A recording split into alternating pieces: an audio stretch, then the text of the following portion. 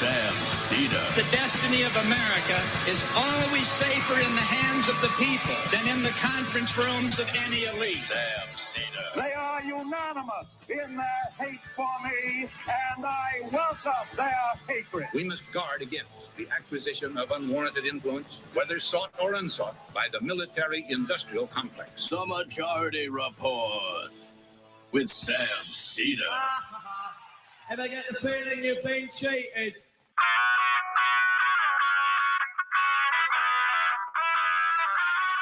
It is Monday, April 4th, 2022. My name is Sam Seder. This is the 5-time award-winning Majority Report. We are broadcasting live steps from the industrially ravaged Gowanus Canal in the heartland of America, downtown Brooklyn, USA. On the program today, John M. Schuessler, Associate Professor of Government and Public Service at Texas A&M University, author of Deceit on the Road to War, Presidents, Politics, and American Democracy. Also on the program today, new reports of alleged Russian mass indiscriminate civilian killing in a Kiev suburb. Meanwhile, the Red Cross says Mariupol evacuation is too dangerous. In this country, that independent Amazon labor union wins its labor vote of Amazon warehouses its union vote of Amazon warehouses in Staten Island. And just down the road from that, high-end Starbucks in New York City also votes to unionize. Iran says a nuke deal seems to be close. Democrats start the voting process on Ketanji Brown Jackson as we speak for final vote, hopefully on Thursday. Over the weekend, Democratic House voted to legalize weed. Viktor Orban wins in Hungary. Vucic wins in Serbia. Both are Putin supporters. CDC finds myocarditis is rare, but a much higher incidence from catching COVID than getting a vaccination shot. And Sarah Palin actually puts her hat in the congressional ring in Alaska alongside 40 other potential candidates for that seat vacated by Don, what was his last name again? Young. Don Young. All this and more on today's program. Welcome, ladies and gentlemen. Thanks for joining us on Monday. Back from her brief illness. So I think I get like an eye infection once every 6 months, something like that. And it's bad. And, maybe I should be less vain, but I don't want to be on camera when my eyes come swollen shut. I don't think people want to see an eye swollen shut on camera. Every 6 months? Something like that. It's like when the seasons change and I have some sort of allergic reaction or something like that. I don't know. I was a little cryptic about it, and people were a little bit worried that you had COVID or something. And I'm getting a little red even talking about it. I didn't want to say like, oh no, she's got her eyes swelled up to the size of a baseball or something. So yeah, you let the cat out of the bag. So there it is. Mm-hmm. There it is. I also want to just give a shout out to my sister, who I didn't even realize how often she listens to the show. And she said she listens to it at the gym. And last week, her headphones disconnected while she was working out. And then she heard you saying out loud, gay people are predators and are trying to hurt your children. But like you were talking hypothetically.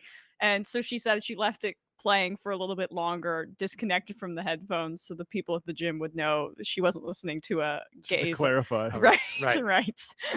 I was articulating what the right was suggesting. Yes. I say, well, could have been worse. Could have been worse. Right-wing Mandela or something. Like exactly. Could have been. That. All right. Well, thank you, folks, for joining us another week. We appreciate the your appreciation of the April Fool's stuff that we offered. I just want to say again, I had never met Ronald Reagan in person. I had no idea when he basically barged into my maid's quarters, as seen in that video, and pretending to be somebody else to shoot a video that was incredibly deceptively edited to make me look bad. And I can tell you, I demand in many respects they release the raw footage. But nevertheless, not afraid of him. That's why we played the video on this channel. So Good. I mean, you're getting out ahead of it. yeah. Sort of like the Trump family releasing the emails or stuff that Yeah. shows incriminating stuff. Just release it. Yeah. Release it all. And if you want to go to his crappy Substack, pause it, called Pause It on Substack. I've been enjoying my email blasts from him about all of your misdeeds. Ugh. All right. It's informative. I mean, as we unionize here in the studio, it's good to have all the information that we can on the big bad boss. There you go. Take that to the National Labor Relations Board.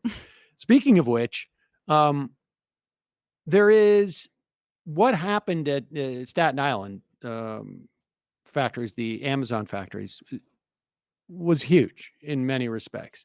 Now, remember, there was also a vote in Bessemer, Alabama. They lost, but they were a lot closer than they were the first time. And there really is a sense now that with the proper formula, maybe it's also the proper circumstance, you can unionize an Amazon warehouse. And we're going to see more of this, and it's going to scare a lot of people. In fact, here are some of the folks on, what is it, Squawk Box or CNBC or one of those things, talking about Squawk on the street. the squawk on the street. And they're in What the the- studio. I don't All right. I mean, people get paid lots of money to come up with these show titles. Just putting that out there. Did you watch Squawk today? I'm into this entire Squawk extended universe. Yeah, because there's Squawk Box and now Squawk on the street, but I don't see them on the street. All right. Maybe we're getting caught up in the wrong. Nevertheless, Yeah. A very clear insight into the way that they view people who work in these factories or warehouses. At scale. Well, we know that the union work rules are what everything is about. It's the same case with Starbucks, too. If you can't tell your employees when they work, then you're really not able to have much of an ability to be able to move product or move coffee. And I think that the unions will be in charge of time that you need to work. And that would be dreadful for, very dreadful for Andy Jassy. And that's just a U.S. picture, right? Yeah. They got Europe to think about as well. You know, look, one of the problems was, Starbucks does indeed have unionized places in the ones that they franchise. But if you can't control the work rules, no one wants to work certain shifts. So you can just say, listen, I'm not going to work that shift. And Amazon would not be able to say, yes, you must work it. So that's what at stake with union is time that you have to work. Our thanks to Dee. We're going to watch developments in New York We have more on and the Alabama. tech check?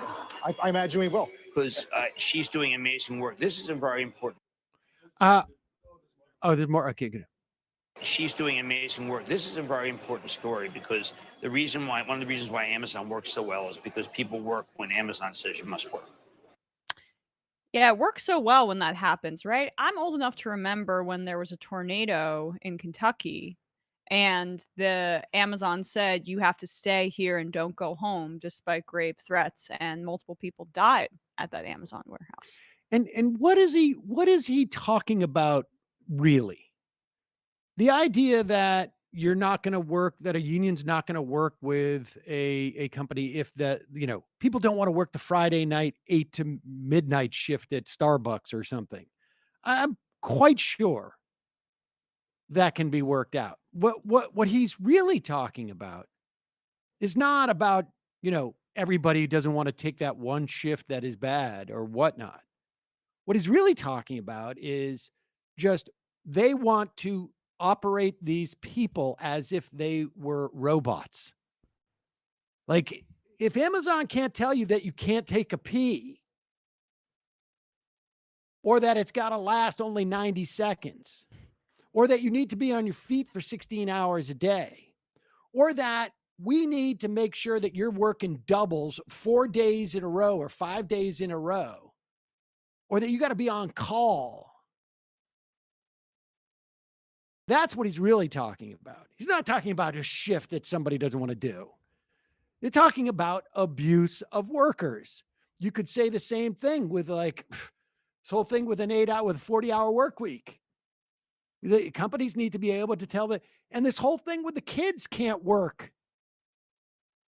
Company needs to be able to tell the 13-year-old, you're in here at the sewing machine for 14 hours tomorrow. Otherwise, we can't. That's the way we get our margins. Amazon union-backed study of safety data found that Amazon workers had 5.9 serious injuries per 100 people, almost 80% higher than the rest of the industry. If the company's not able to work their people to the point where they have 5 times more injuries than the average workforce, 80% more, yeah, they may not be able to run their business. It might be pretty bad for a lot of you people. You know what we call that? Not a business. Yeah. Then it's not a business. This brutality is necessary. Then, yeah, we need to figure out another business model. It's not a business if the minimal of worker protections provided by a union somehow is going to drive you out of business. You don't have a business. I mean, not to be hyperbolic, but like you could, this was a lot of the way that people talked about the perils of getting rid of slavery back in the pre-Civil War days. Those were some of the conversations, right? You need to, this is a grave threat to American capitalism, but industry in general. And he's just extrapolating that onto workers in terms of not using their bargaining power and having unsafe conditions. Without a doubt. Same dynamic. Yep. Obviously, the degree of exploitation is different, and there's a whole host of issues that are associated with being a slave that aren't necessarily with working in an Amazon warehouse. But that dynamic from their perspective, in terms of the money that they're basically, just extracting. It's not just carrot. There's also a stick element to labor relations in America that is really jealously guarded and maintained. Yep. All right. We're going to be talking to Professor Schuessler in just a moment. I've got a couple of sponsors today. Folks, you deserve to know what you're putting into your body, obviously, and why on a daily basis. And for me, I don't know, I guess a couple of years ago, my doctor kept saying you got a vitamin D deficiency, which not going in the sun enough. Not going to the sun enough. I don't know how that's surprising in any way. I know people are shocked by that, but you're not a sunbather, huh? I'm not a sunbather. No. And there's all sorts of reasons why you need vitamin D for someone my age, like prostate stuff like that, I guess. I don't know. Anyways, that's not the point. But also it's good for other things that are going around. Well, I've been taking an over 50 tablet from Ritual. They are vegan friendly. Their multivitamin is formulated with high quality nutrients in bioavailable forms that your body can actually use. You're not going to find sugars, GMOs, major allergens, synthetic fillers, or artificial colorants in your Ritual. Plus, the fresh taste and delayed release capsule design makes taking your vitamins easy. And here's the thing. Ritual delivers high-quality nutrients, including vitamin D3, in just 2 daily pills. Your multivitamin should contain key nutrients in forms that your body can actually use to fill in the gaps from your diet. No shady extras. It's available for women, men, and teens. Ritual multivitamins are scientifically developed to help support different life stages. And here's the part that I really, really love. Your multivitamins are delivered to your door every month with free shipping. You can start, snooze, or cancel your subscription anytime. If you don't love Ritual within your first month, they'll refund your first order. Everything I do, like I get on a kick where I'm going to take my multivitamin, and I do it, and then I run out, and then I forget, and then it's over, and then I'm like, I'm not getting back on it. That's why I love the fact that they send it to you every month. I mean, obviously the vitamins are great too, but it doesn't matter if they're sitting on the shelf of some store somewhere and they're not actually being ingested into your body. So check it out. Get key nutrients without the BS. Ritual is offering my listeners 10% off during your first 3 months. Visit ritual.com/majority to start your ritual today. That's ritual, ritual.com/majority. I'll save this one. That's Emma's favorite. You know what it is. I don't even have to say. Yeah, I mean, but we're going to get there in a second. Folks, going online without ExpressVPN is like changing while leaving your window wide open. I guess maybe your shade. But in New York, nobody cares. oh my God, you don't close your window? No. Oh, I I'm don't. religious about that. I mean, not to be weird, but yeah.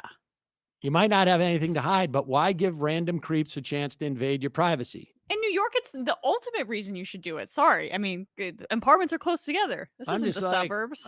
I'm just like, it's okay. Okay. If you want, it's up to you, folks. Like, protect your eyes.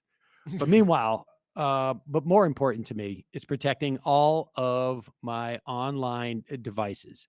And if you want to protect your online devices, you need ExpressVPN. When you go online without a VPN, internet service providers can see every single website you visit, and they can legally sell this information without your consent to ad companies and tech giants. Not when you use ExpressVPN. With ExpressVPN, your identity is anonymized by a secure VPN server. Your data is also encrypted for maximum protection. Works on all devices, phones, laptops, even routers. So everyone who shares your Wi-Fi can be protected. All you got to do is you download the app, you tap one button to use. It is so easy. I know this sounds complicated, and before I ever got ExpressVPN, I assumed it would be. No, you tap it once, you forget about it. The only time you get reminded is at one point it's like, did you sign into your Google thing from Los Angeles? And I'm like, oh, yes, I did, because that was the server I was using for ExpressVPN that day. Secure your online activity by visiting expressvpn.com/majority today. That's ExpressVPN, ExpressVPN.com/majority, and you can get an extra 3 months free. Go to expressvpn.com/majority. And lastly, one of our sponsors today changed my life during the lockdown-ish type of post-lockdown. I can't remember if it was lockdown or somewhere around there. That is Hello Tushy. In 2022, still we have high-speed internet, got celebrities going to space, got electric cars, and yet people are still cleaning their bums the way they did during Victorian times. Step into the 21st century, upgrade your bathroom routine, and start washing your bum with Hello Tushy bidets. Because you don't use paper to wash dirt off your hands. Toilet paper is so 100 years ago. The Hello Tushy bidet attachment washes your bum with fresh water for a way better clean than toilet paper. You simply spray and pat dry. It attaches to your existing toilet. You don't need an electrician. You don't need a plumber. It's like putting on a new toilet seat. Installs in less than 8 minutes. Cuts down your TP use by 80%, saving money and paper waste. Hello Tushy has cleaned over 1 million happy bums. I want all of our listeners to have clean bums. Emma doesn't care, but I do. Visit hellotushy.com/majority to get 10% off plus free shipping right now. That's hellotushy.com/majority for 10% off. And tag at Hello Tushy on social media so they can celebrate your clean bum with you. All right, we're going to take a quick break. When we come back, John Schuessler on Deceit on the Road to War, President's Politics and American Democracy. And we will talk about Joe Biden's seemingly, I guess, ability not to enter into this war and what may be some of the forces that are acting on Putin as he engages in it. We'll be right back after this.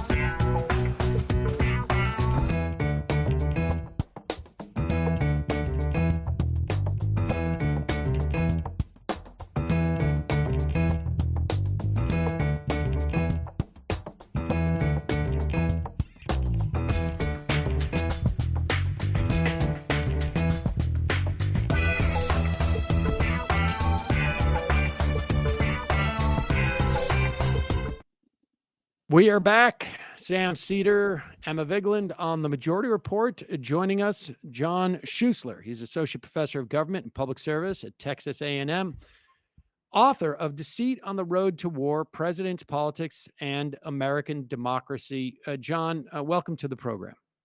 Yeah, thank you so much for having me. So we were interested in talking to you both, as a function of your book, but your expertise in how presidents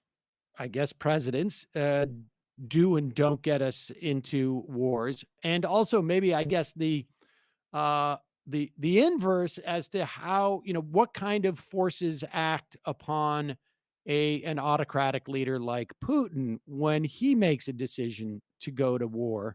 But let's start with your book and work from there. You basically do a case studies of three moments in American history, three big wars that the United States engaged in, World War II and Vietnam and the Iraq War. Let's talk about FDR and to the extent in which what he did to get us into war, if that is or to put us on a war footing, I guess. Sure, and this was the case that I worked on first. I should say I was in graduate school at kind of the crescendo of the Iraq War debate, so that's what motivated writing on this topic. But it was the World War II case that convinced me there was a pattern. I think the first point to make about the World War II case is that Roosevelt and a number of his top advisors saw a window to kind of get into the war before Nazi Germany had won, and especially had knocked the Soviet Union out of the war, which a lot of people expected. And the fear was, if Nazi Germany wins before we get in, we won't be able to do anything about it going forward. So this is a very sensitive time in 1941 where there's a desire to get in, but you've got this problem, which is the domestic audience. And we focus a lot today on the, quote, isolationists, various rabble rousers. But the point here that's important, it was a broad anti-interventionist movement that was catering in important respects to the public, which was willing to do a lot to help the Allies against the Nazis, but not to get into the war, I would argue. So what did FDR do about this? I make a few arguments. One is the Atlantic. And the point I would make there is FDR, if you look at his private correspondence with advisors, with Winston Churchill, the Prime Minister of Great Britain, he's quite open that he's very interested in an incident in the Atlantic between American warships and Nazi U-boats that might create some more domestic openness to war. It turns out those don't have the effect he was hoping for. The more controversial argument has to do with the Pacific and this notion that FDR did not do all he could to kind of pacify the Japanese, at least for long enough to kind of prevent Pearl Harbor. And the problem with making this kind of argument is that you get lumped in with the kind of conspiracy theorists who say that FDR purposely allowed Pearl Harbor to happen, which I don't believe. The way I try to put it in the book is he became resigned to something like a Japanese attack. He didn't know it would come at Pearl Harbor, but he didn't do a lot to stop it through diplomacy. And if anything, he sped it up through the oil embargo. And that's basically how we got into World War II. All right. So I just want to go back to the Atlantic thing. So he was articulating that he thought that we couldn't engage in World War II unless there was something in the Atlantic. I mean, like how much, I mean, look, and I'm sure, I remember the Project for a New American Century document that was put out by the neocons in the 90s. that referred to the idea of like we could not engage in that area of the world if there wasn't some type of I think the words were Pearl Harbor like attack on the United States. I mean, so they were sort of, this is speculation, this is conjecture, this is sort of like a academic, at best, at worst, people can go and spin off into all sorts of directions. But that was how would you characterize what Roosevelt was saying about the Atlantic? And then just sort of like how much confidence did Roosevelt have in what he was not doing or doing in terms of the Pacific, that it would bring about this type of. Sure. And, the problem with Roosevelt is he was just a cagey guy all around. So historians continue to debate what his intentions were, and there's a genuine difference of opinion. I think what we can say is that he knew that if you tried to have a straight up debate in the country about getting into the war, you would lose that debate big. We know, for example, that the draft barely was renewed. I think it was by a single vote in the House at a crucial moment. And there are quotes to this effect from the British ambassador after talking with him, that he simply doesn't have the support he needs to ask straight up for a declaration of war. And then, yes, he made a number of offhand comments to advisors who were quite frustrated with him for not being more candid with the public, basically saying, look, all I can do is wait for, quote, an incident in the Atlantic. He said this to Churchill as well at the famous Atlantic conference. The problem is, FDR, you never knew when he was telling the truth to anybody. So we truly don't know what to take as sincere and what to take as contrived. But he said this kind of thing repeatedly.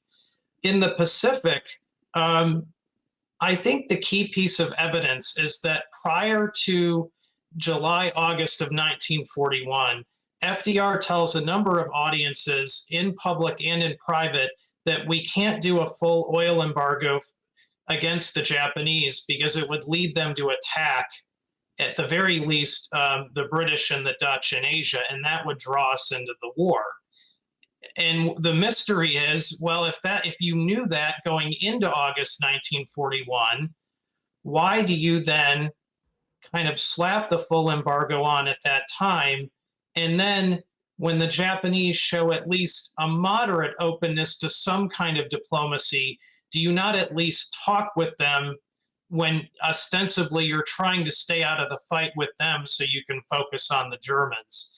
And a mentor of mine, Mark Trachtenberg of UCLA, an historian, is the one who really kind of revived this notion that maybe he was more open to war there than we think, because at least it would get the US into the war against the whole Axis.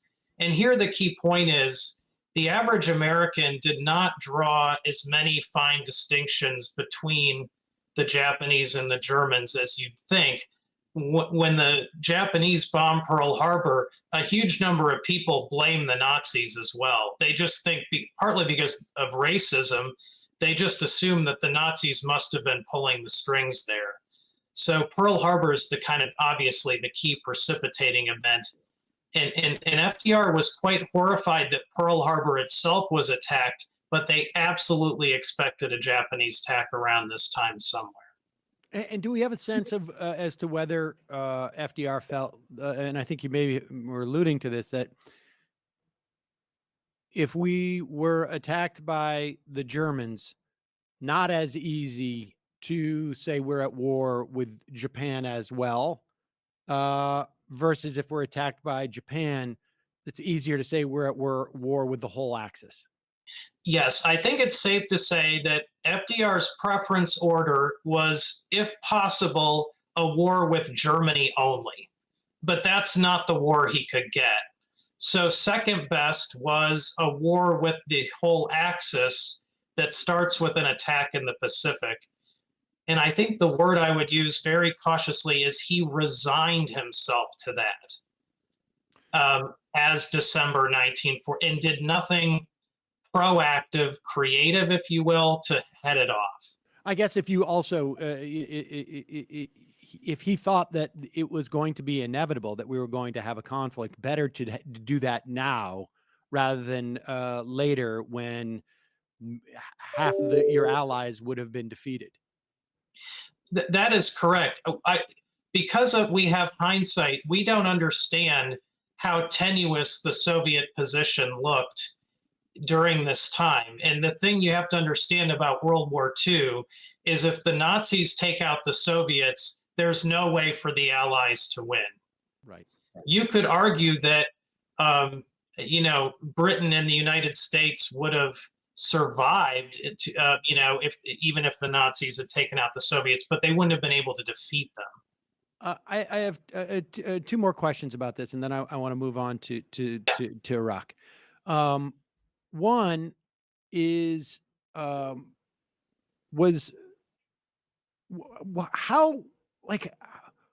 how large of a community was there around? And I'm thinking because I lived through the Iraq War, and it felt like there was legions of people who were sort of on this project, that is to get us to go to war with Iraq.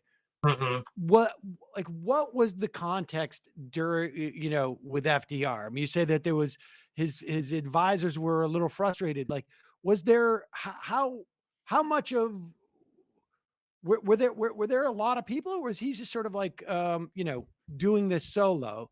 And then I guess another question might be somewhat unrelated and might be outside of this scope, but how much did the U.S. neutrality in the Spanish War influence his decision as to, better to get in early than late? So on the first, this was a very tumultuous moment across American society. There was a debate at every level between, quote, interventionists who were willing to risk war against the Nazis in order to keep the Allies in the fight, and anti-interventionists who were not willing to risk war. And you find interventionists and anti-interventionists, within the Roosevelt administration and society at large. But the top people around Roosevelt were much more on the interventionist side. And of course, they enjoyed support from a whole a range of groups in society, that the most prominent being the Committee to Defend America by Aiding the Allies. There was an even more hawkish group, I think, called the Century Group that formed as well. So society was fully mobilized around this question of getting into the war or not. In a way, it was a much fuller debate than we saw before Iraq. More people were engaged, and they were more vocal on both sides. But yes, there were a large number of people at every level kind of making the case for pushing harder and harder to ostensibly to keep the British and the Allies in the fight, but everybody understood that would probably eventually lead to getting into the war. And that question about the Spanish War, how much did that influence what FDR's thinking was? Do we know? This is an aspect that I don't know as well, except it is interesting to chart Roosevelt's opinions on neutrality more generally.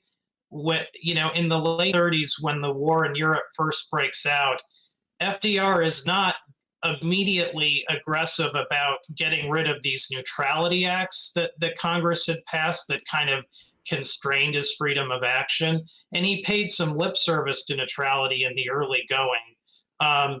But, by the time France falls and it's really important to keep Britain in the fight, there's a pretty aggressive effort to kind of do away with the legacy of neutrality and to more openly side with one side over the other. Now, I would just say Spain was not sufficient to, precipitate this change. It took a series of, blows and a softening of public opinion.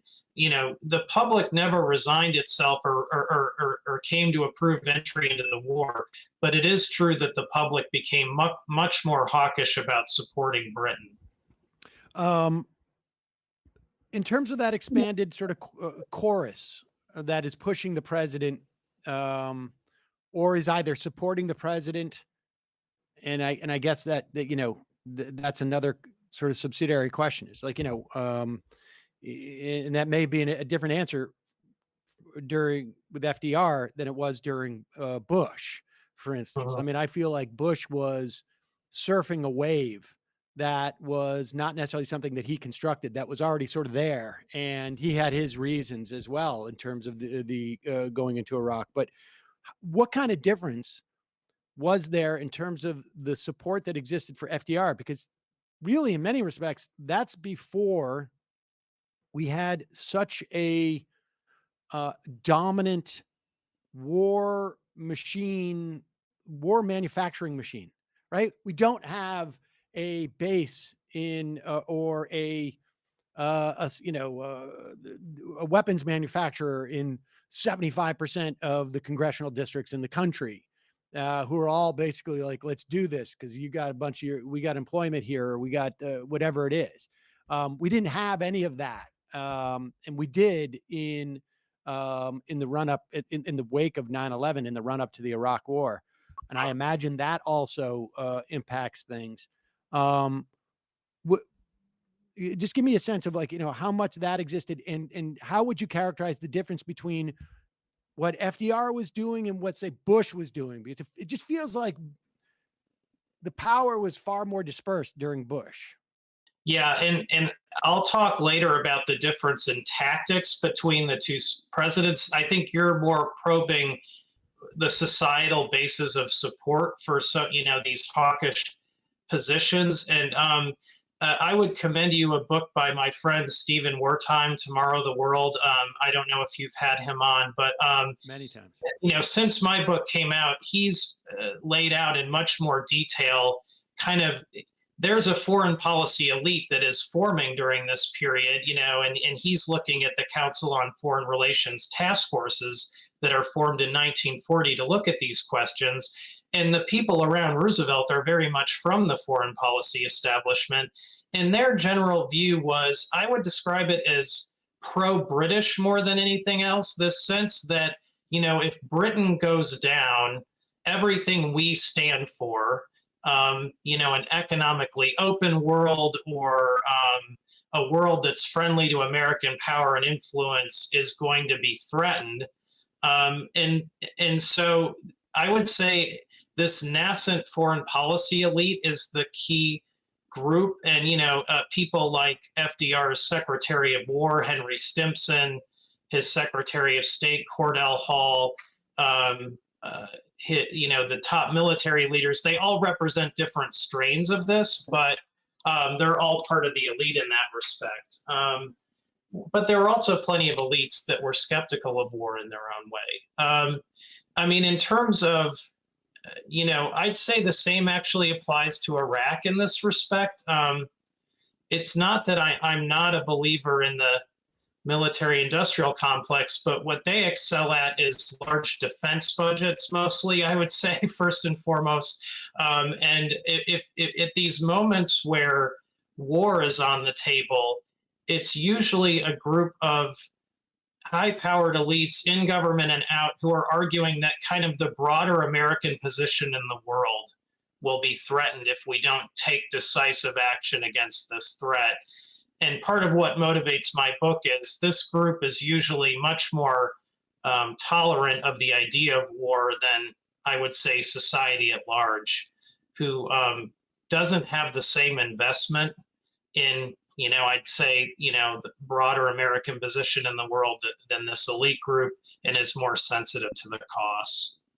I also wonder, I perceive Iraq and sort of the post 9/11 era as like the opportunity to find a new boogeyman too, right? I mean, this was, we were sort of floating around for a while with this notion of like we would get a peace dividend, and that was, while I grant you, like, if I'm a defense contractor now, I'm worried about the defense budget, but I'm not convinced that in the late 90s. I'm not worried. I'm looking at this going like, if we don't find something, this peace dividend may actually materialize. maybe if Al Gore gets elected in this, it wasn't going to happen under Clinton, but Al Gore maybe, was going to give us a peace dividend or something like that. And I'm not convinced that they weren't quite excited at that point for at least something, to sort of prove that we need to spend this cash essentially on and sell this stuff.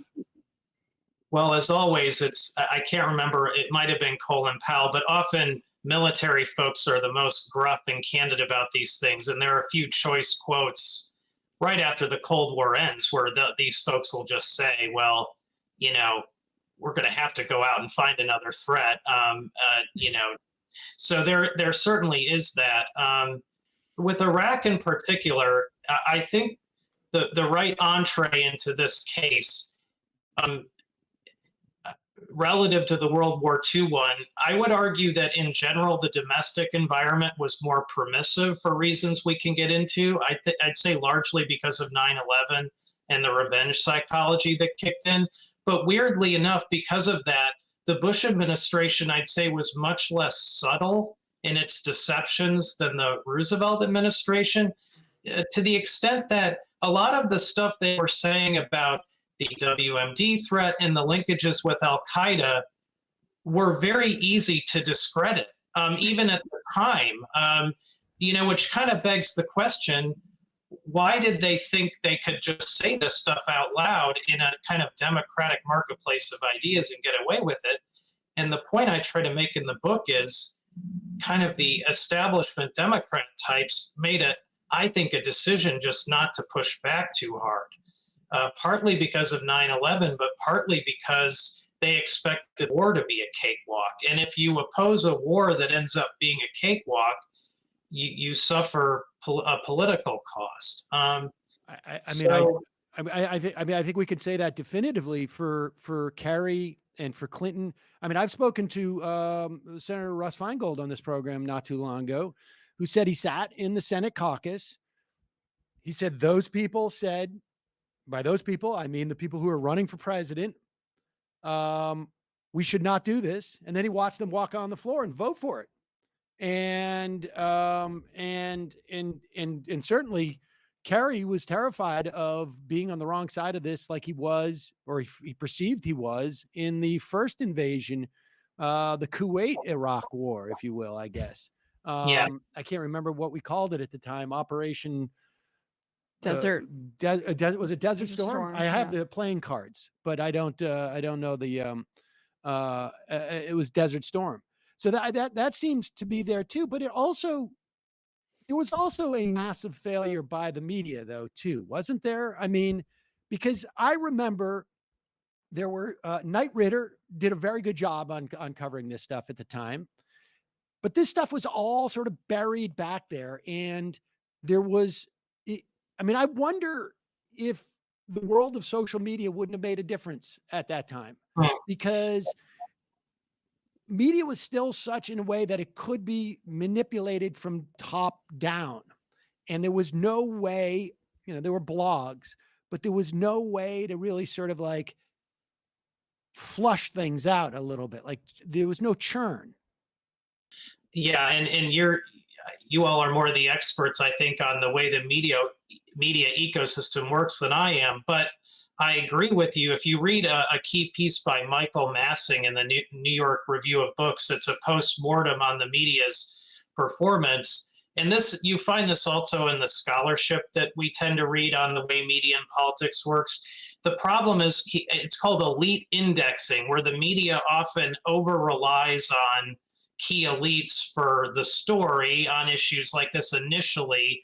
And unless you can get these elites to actually disagree with each other on the merits, you tend to get a bandwagoning effect where, well, everybody's, this Democrat and this Republican all agree, so it's safe for us to kind of say this is more likely true than not. I think there's something else going on, having lived through that time too. I do think, I don't know how else to put it. I think 9/11 made people lose their minds a little bit, in the sense that much more than later, I think there was this nagging feeling that to ask hard questions was just wrong after, quote, we had been attacked. And this kind of gets to the basic motives for the Iraq War. I think the simplest explanation that I can accept after reading enough of this is the Bush administration decided that the US had been attacked because we were seen as weak. And it was time to kind of reassert American power to restore our reputation for kind of ruthlessness. And Afghanistan just wasn't sufficient for this. And the thing about Iraq was it was already an adversary that a lot of people accepted as a bad guy. And a lot of people did want Saddam out of power anyway. So it kind of made sense in that respect. But the problem was, even given the relative public openness to doing something, in our society, you can't go to war when there's no obvious threat. So they had to say something specific about WMD, about terrorism. And ironically, the ones who understood the problem with this were the arch hawks, Rumsfeld and Cheney. Yeah. It's why they wanted to skip the UN process, because they understood if you had to go down the road of debating the fine points on this, you might lose momentum and got called out. So they just wanted to attack with that. It was Colin Powell and Tony Blair. I don't want to say they were more dishonest, but they were willing to kind of, they wanted diplomacy bad enough, or the appearance of diplomacy bad enough, that they encouraged a debate that forced the administration to say misleading things. I don't know if that makes sense. No, that does make sense. I know what you're saying. I mean, because, supposedly Colin Powell was doing this over about integrity. And there's been a very explicit, in my mind, sort of Reformation project that his number two at the time, and his name escapes me at the moment, Wilkerson, yes, has been running for the past 10, 12 years, 15 years, when they basically say, like, that moment, the night before, when Tenet gave, who was the CIA head, gave Powell the information to go to the UN, that was the worst day of our lives, when we knew that we were sort of exaggerating a little bit. And it's like, well, there was some much worse days for other people that were about to come in the wake of that. But I'm curious as to why you think it was, like, what cohort was it that thought it was about projecting U.S. muscularity, if you will? Like, because, I mean, I remember when Wolfowitz said, in his testimony, weapons of mass destruction was the one thing we could all agree on. And so there was a wide array of different reasons. Thomas Friedman wanted to break, the bubble of the asymmetry of, whatever garbage that he had made up for himself to sort of justify attacking Iraq, which I think, he probably has had reasons that were a little bit less tortured, that he held more closely to his vest. But, and I think that Rumsfeld had a military theory. Cheney, I think, had a sense of this is the way to prevent China from dominating that region. He was very, very keyed in on China for years and years. The whole Project for a New American Century was like, how do we keep low-level conflicts going around the world and not allow for a sort of a second superpower to emerge? And one of the ways you do that is control the spigot of the oil. You don't necessarily get it for yourself. You can make sure that they don't get it to fuel their economy at that time. But what was the cohort that was, like, looking for that muscularity, as it were? Well, I don't know if I necessarily, I think Cheney and Rumsfeld are key here, although I actually think Bush himself actually exerted much more authorship over this than he's usually given credit for, and he might be a bit idiosyncratic. But in terms of in terms of the strategic case for war, I think Rumsfeld and Cheney especially are crucial. And the thing I would point out about them is they had been hawks of long standing, in the sense that they had served in government since the time of Vietnam. And I think each of them had a certain sense that, it's a very interesting way to react to Vietnam, right? Rather than looking at Vietnam and saying, boy, it was wrong and wasteful to, expend so many lives in a conflict like that, in the periphery, they reacted to it and said, isn't it terrible how Americans came to doubt, their own power and righteousness after Vietnam, and the president was reined in. And, there's this continuing interest in kind of credibility for credibility's sake from that time onward. And that is what I see as the kind of overarching emphasis. You're right, there are differences. Wolfowitz is the one most interested in democracy in the Middle East and the transformation of the region. I think Bush was also in that camp ultimately, in that I think he had the sense that another 9/11, we could never allow it to happen again on his watch or anybody else's, and the only real fix was to transform the region. But in terms of just planting the seed, right, the people, well, you mentioned the Project on a New American Century. The folks that tended to be obsessed with Iraq were those, I'd say, who were hawkish and connected Iraq to American primacy. What they didn't like about Iraq and Saddam was their open defiance of American power. And that's why they wanted him gone, ultimately. He was just this running example of the U.S. not being able to impose its will on defiant actors.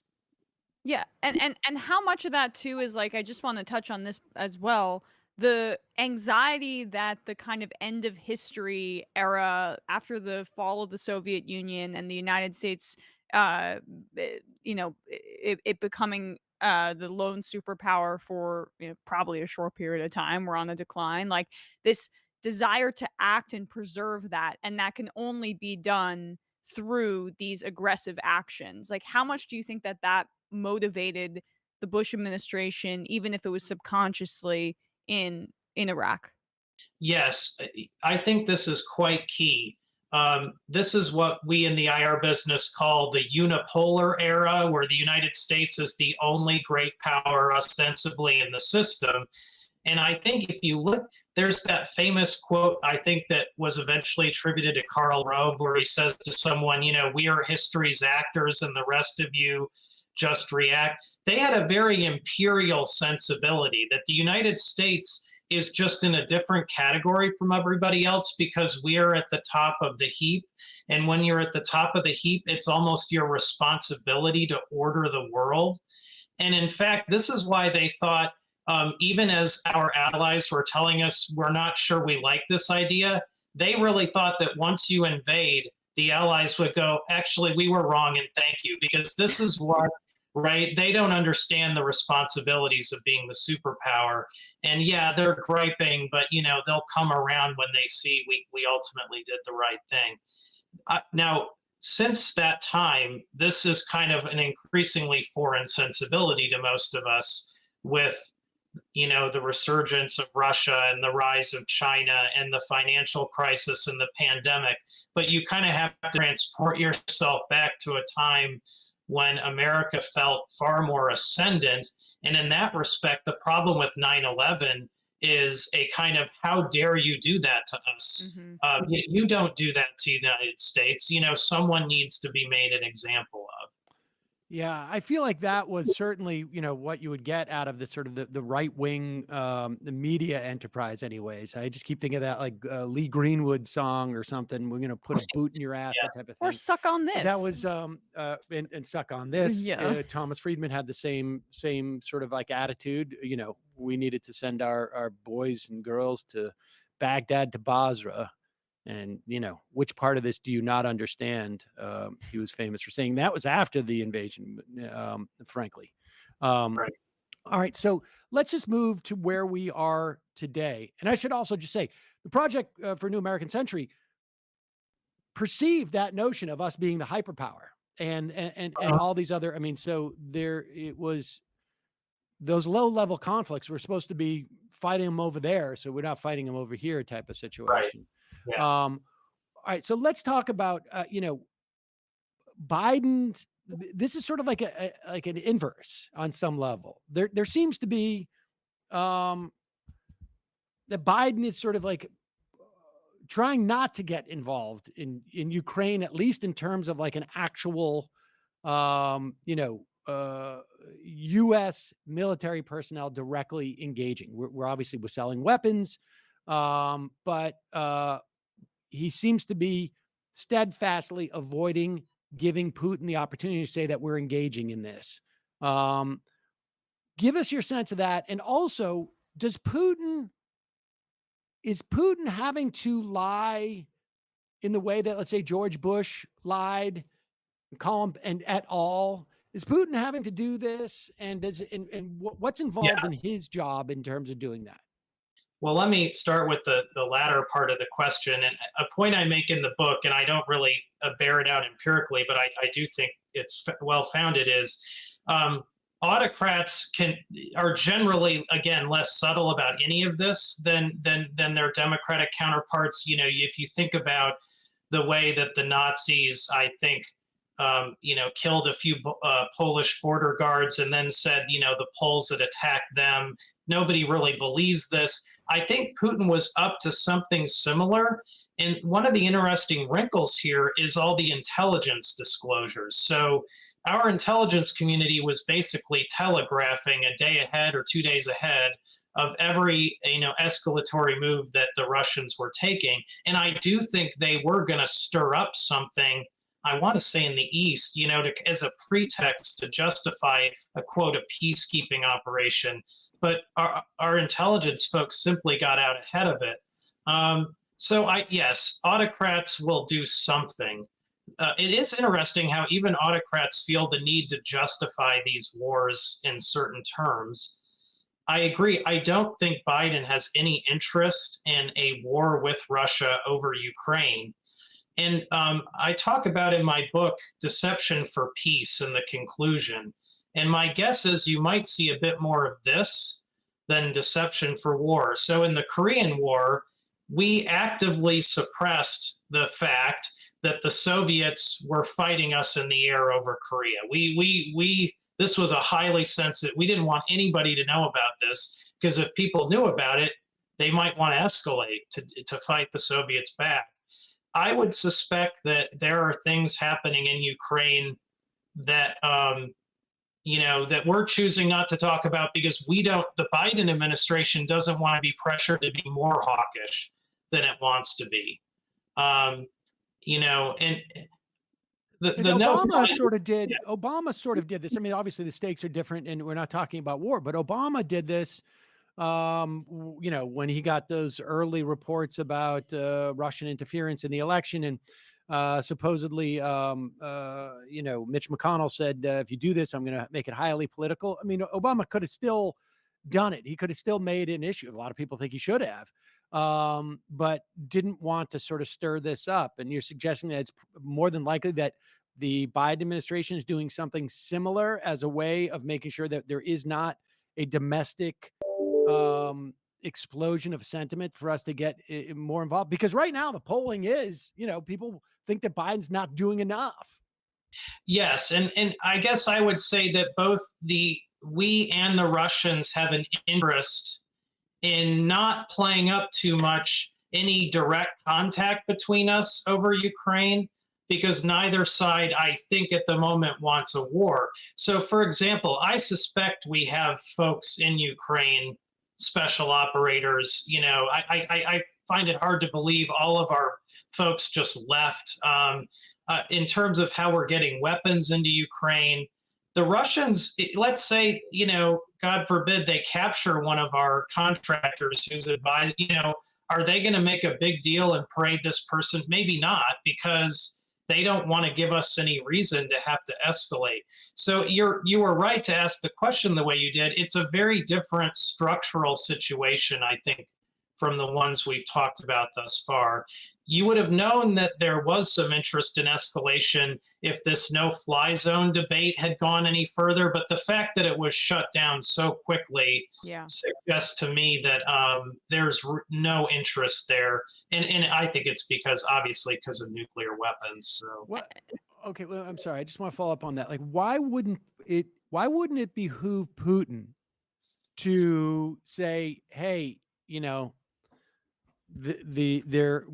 fighting NATO in there, let's say. Is it specifically he doesn't want the US? I mean, because I would think that and it feels like there were moments where he was looking to maybe antagonize NATO enough so that, because it's at one point it looked like it was a hard sell for him domestically that he's attacking Ukraine, although the numbers seem to suggest, the polling, if you can believe them, in Russia, is that they don't know. And you keep reading stories of Ukrainians who have like relatives in Russia, and they can't even convince their relatives that what Putin is saying is wrong.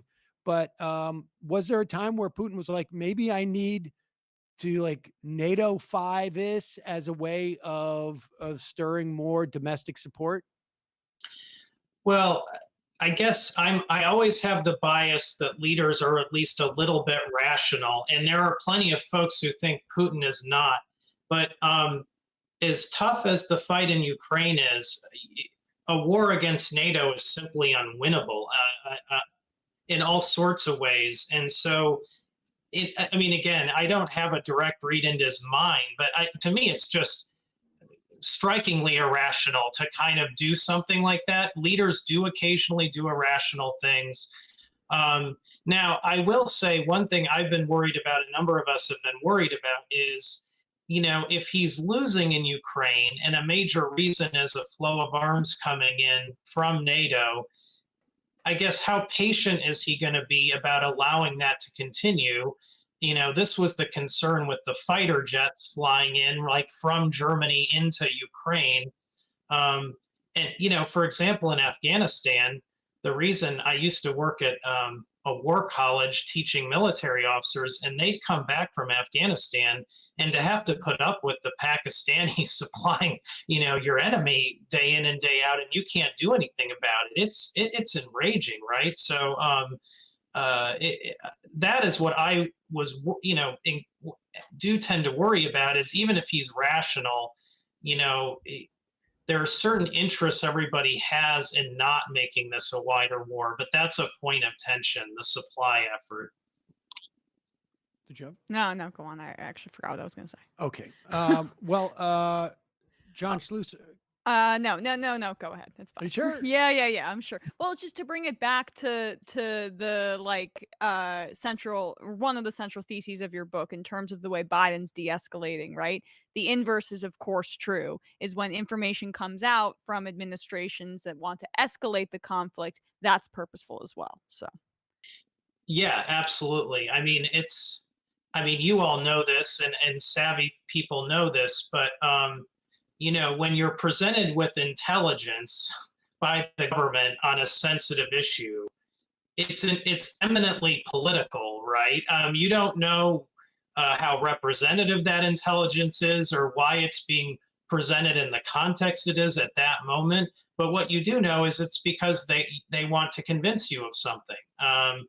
And I think we all need to be more sophisticated in the way we consume this stuff. That's what still troubles me about Iraq, is just how uncritical people. Well, Colin Powell went before the UN, and he told us these things in this order, and well, really, that you don't have any follow-on questions, about how powerful this information is. So we always need to keep that in mind. That was an ugly time. It's almost like also like when you read Politico, it's the same thing. You're always wondering, like, I know somebody wants me to know this. Mm-hmm.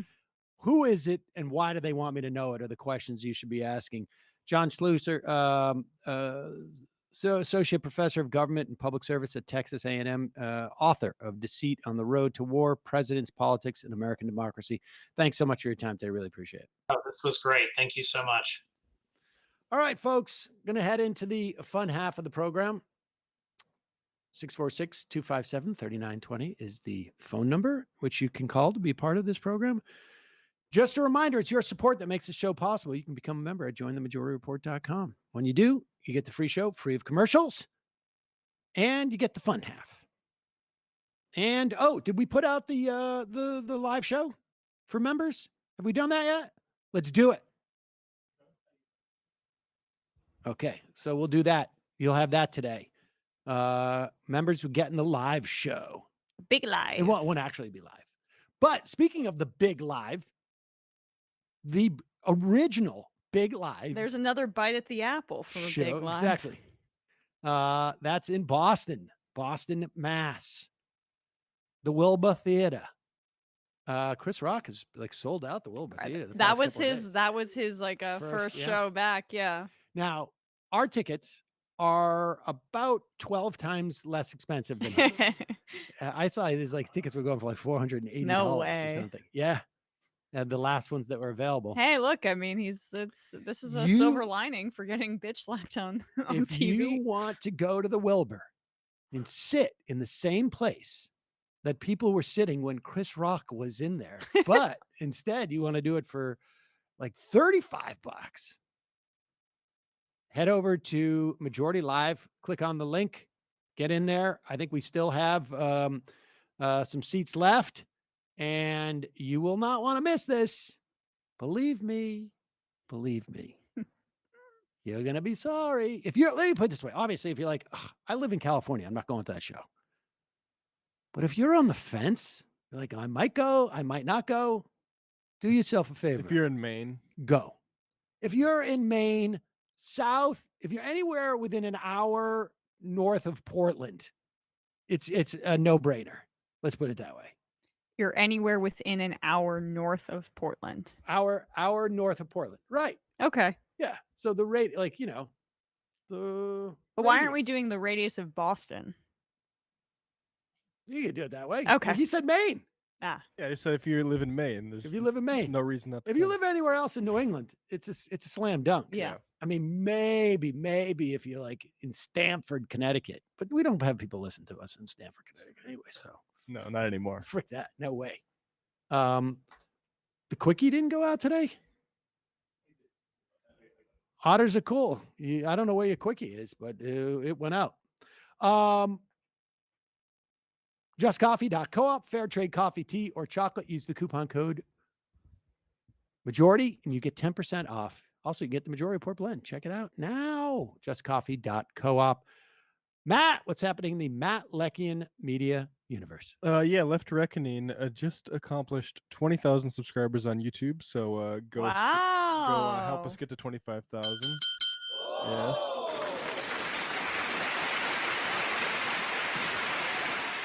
And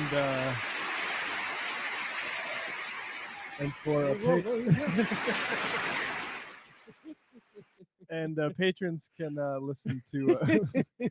We had a conversation with my buddy Chris Leal, who ran for office in Dallas, about how, as his first time running for office, what he learned trying to make the word progressive okay to say in Texas, and how he got union support, and how he ultimately only lost by 200 votes, and what to do next time. So patreon.com/leftreckoning to get access to that conversation.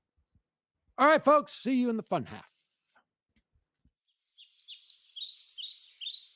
3 months from now, 6 months from now, 9 months from now. And I don't think it's going to be the same as it looks like in 6 months from now. And I don't know if it's necessarily going to be better 6 months from now than it is 3 months from now. But I think around 18 months out, we're going to look back and go like, wow. What is that going on?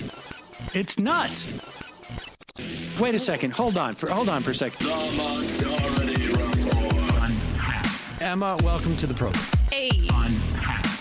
Matt. What is up, everyone? Know me key. You did it. Let's go, Brandon. Let's go, Brandon. Bradley, you want to say hello?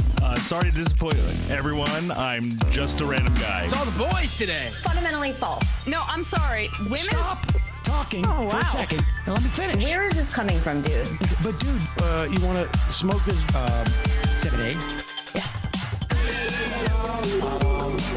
Hi, me? This me? Yes. Is this me? Is it me? It is you. Is this me? Hello, is this me? I think it is you. Who is you? No sound. Every single freaking day. What's on your mind? Sports. We can discuss free markets and we can discuss capitalism.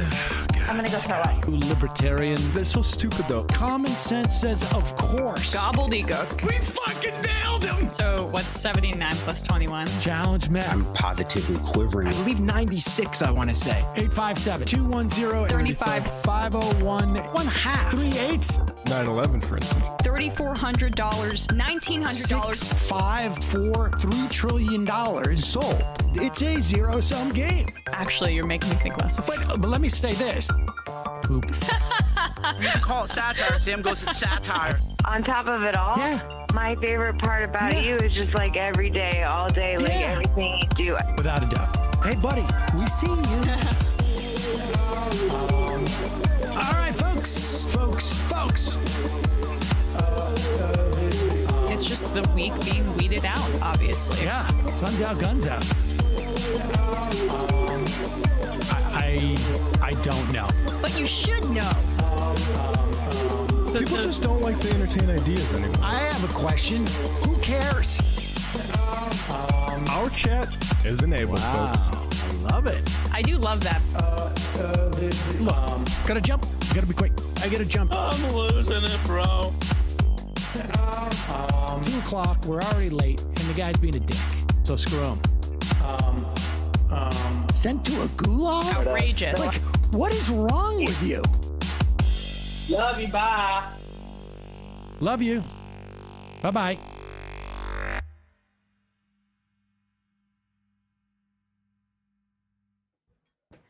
We are back, ladies and gentlemen. The number is 646-257-3920. 646-257-3920 is the number. If you want to be a part of the program, let's go right to the phones very quickly. Just got in. Calling from a 214 area code. I don't think we've ever had anybody on who's been holding onto the phone for less than a minute. 214. And this is why. 214. Hello? All right, hold on. Let's try a different one. We'll get back to 214. Call from a 219. Yeah, hi. Just wanted to call in real quick. My name is Jeremy from Indiana. Just want to see if you guys were interested in knowing about a local strike going on in Chicago right now. Local fight going on in Chicago? Sure. Yeah, it's IBEW Local 1220. They're the broadcast engineer division of the IBEW union, and they're currently on strike against WTTW Channel 11, PBS affiliate in Chicago.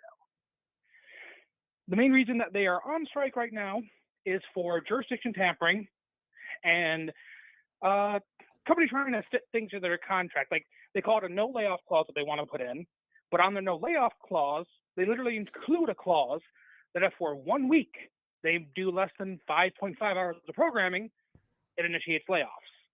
And they're going around, spreading this information, saying that the union's being dishonest in their bargaining and not being reasonable. But they put a poison. They put a poison pill in the contract. Oh yeah, right in there.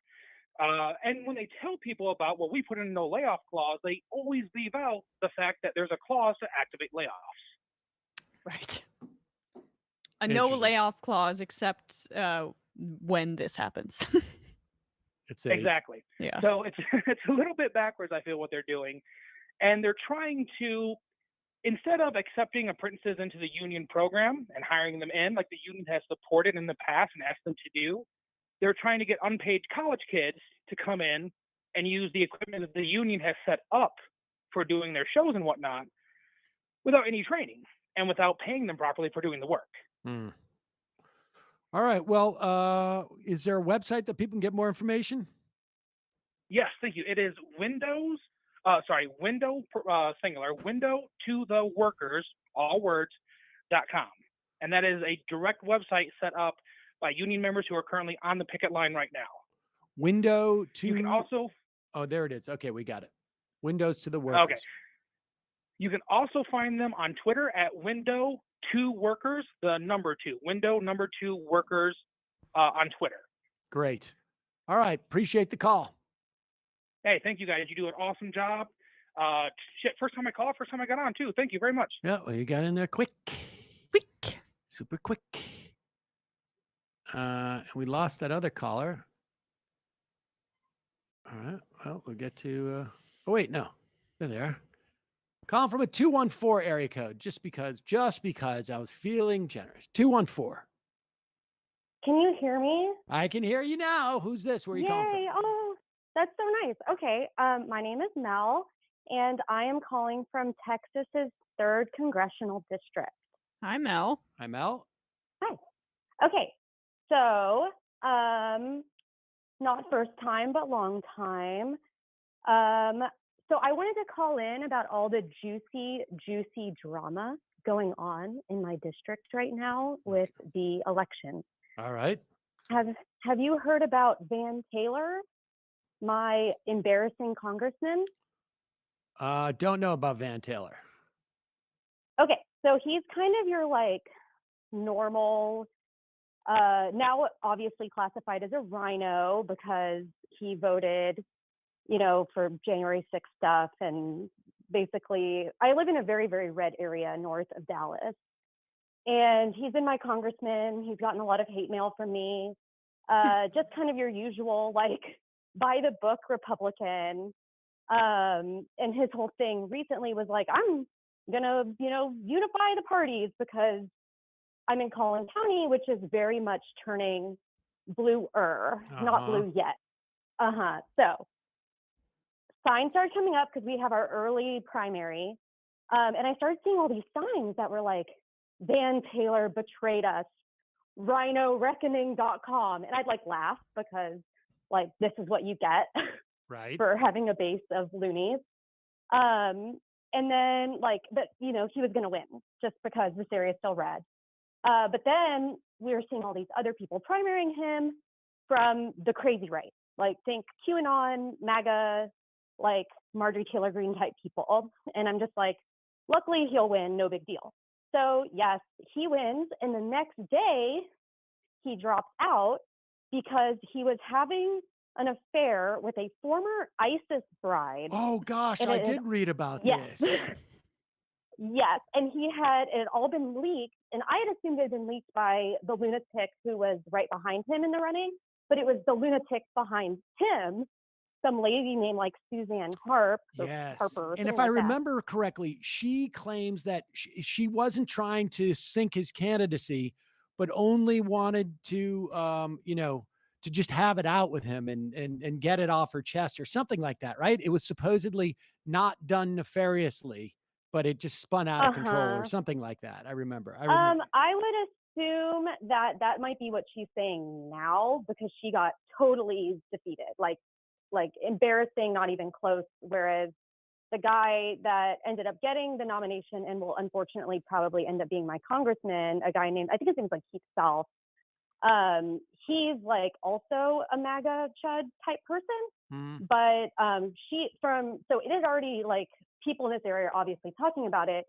And the news story first appeared before the election on Breitbart. So that is where it originally got leaked to, which is just like me seeing these rhinos, quote unquote, getting like cannibalized by the QAnon freaks who are now going to be running my district, a huge, wealthy district. Is there no way that there can be a Democrat who running against someone who is QAnon can win in that district, or is it just still too red? So last time we had a really great candidate named Lulu Seikli, who was a Lebanese, like progressive type person, and she was too good to be true, got creamed by Van Taylor. This time we have another weirdo named Sandeep Srivastava, who has a little bit of momentum. However, I think last election he was like running with Republicans or something. So like I ended up voting for him because his website at least used language like racial justice instead of being like, we need to be reasonable about the border, which is what the other Democrat was saying. But this guy maybe doesn't stand for anything. And I've tried to even like just get a sign in my yard, and they like are like, yeah, we'll get back to you. Like they're just totally disorganized. So it's not looking great over here. Like I think we're going to have Is it too late for another Democrat to get in? Well, the election for the primary has already happened. Ours is just so early. Okay. Yeah, so it's this guy, and I think our best bet is that now that the sort of by the book Republican is out, there will hopefully be next time someone with more money behind them that can Right. run against them. I see what you're saying. But right now, it's just kind of a shit show. Yeah, I'm looking at his website Well- now, and it doesn't seem like he has a ton of endorsements nor policy positions. Yeah, he's just kind of like some guy, and I follow him on Instagram, and he's always just like posting like weird, like nothing burger stuff. Like he's not what you would see from normally like a grassroots or even like a corporate person. I think he just kind of showed up and won. So I don't really know what his deal. That's why, folks, you never know. Well, listen, I appreciate the call, Mel. Thank you so much. Yeah, thank you for taking my gossip. Bye-bye. Yeah. I'm But always the up for lesson is, gossip. if you're ever thinking about running, you never know what's going to happen. I would have probably had Van Taylor drops out because of his former ISIS princess mistress or whatever it was. I would probably have that low on Yeah. my anticipation of things that were going to happen. Daily Mail says he was really into it because it was like bad, right? Because she was an ISIS bride. Transgressive. Yeah. Yeah. Yeah. Been Or there. they call it Been ISIS there, bride. but I'm not a congressman, so Swack said goodbye to my dad this weekend after a battle with cancer. Shofar for Claude and the workers at Providence Care Hospital, testament to healthcare workers and the benefits of socialized healthcare system. Rest in power, Dad. This goes out to your dad, Swack. Sorry to hear.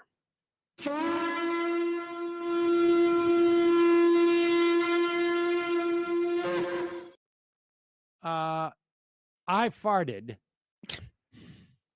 Just curious, what exactly is the undershirt situation today? What can we look forward to for the rest of the week? Left is best. The undershirt thing is just not going to happen on a consistent basis, if at all, ever again. It's just I was refusing to wear a sweater because I was sick of it, sick of the weather, and so I. How much does an undershirt do though to keep heat in? Is it actually? I don't know. I mean, Okay. seemed to work. All right. I just I'm. That seems weird. It's double layered. I know, but it's like I guess you're right. Yeah. All right. All right. Do we know what's happening in the Judiciary Committee? Oh, sorry. Did you just say? Okay, here it is. After every Judiciary Committee senator speaks, Durbin takes the mic. We have a problem, he says. Senator Alex Padilla's flight to D.C. had a medical emergency and forced him back to L.A. Says Padilla will return this afternoon. The committee can't vote on KBJ until he's back. Hey. These guys. Yeah, why is he flying in on the day of? Bro, just come on Sunday. I got things to do. I hang out with the family. I understand the Judiciary Committee is important. And we've got to confirm her so that, there's actually like a 6-3 minority. But I was having dinner last night, so, unbelievable. Went to French Laundry. Jeez. Like I canceled my plans Friday night just to make sure that I could make my son's first baseball game. How was it? Won. Nice. Yep. How'd Saul do? He was 0 for 2, but with 1 walk. Nice. Maybe 2 walks. And then he stole a couple of bases. Hey. Yeah. Stealing in this league, super easy. But that's not he did get involved in a putout, and that's a big deal. Folks. So the Judiciary Committee is not voting on KBJ's nomination today. That will happen hopefully this afternoon. Hopefully. If Padilla gets in from his flight. It seems weird. Is he saying this right now? Because if he's not on a flight already, it's 7 hours minimum. So maybe they vote Well, on her 6 tonight. hours. I mean, it's a 3-hour, coming back, depending on what the wind is, and how much headwinds. They don't have headwinds, tailwinds. And if I remember correctly, it's over like a 3-hour flight. Yeah. It's 6 or 7 hours. No, it's 6 hours going to California for the most part, but it's faster on the way back, like by an hour, I think, because of the wind. That's my Oh no, it's not recollection. 6 hours to get there. It's like under 5 to get there with the headwinds. But I'm also talking about the 3-hour time difference. Okay. So, well, I guess he I could think just I'm be right 5 about hours. this, but that's okay. We can check that. Okay. Okay, we'll do that during the break. Here is Dick Durbin explaining it. Afternoon. And so he will have a chance to assemble with his. We have a problem, and it could have happened to any one of us. One of our colleagues, Senator Padilla, got on the overnight special out of Los Angeles last night, took off in a medical emergency on the airplane, forced them back to Los Angeles. And so there he was, stranded and unable to return until this morning. It's my understanding that he's going to be on a flight that will return this afternoon. And so he will have a chance to assemble with his presence. We have a These problem. people are so old. And it could have Overnight happened to me. special. Yeah, that's what The overnight special. That's what they call a red eye. It's red eye. He had the early bird special on the brain. Oh my God. All right. Well, let's play this. This is Senator Roy Blunt.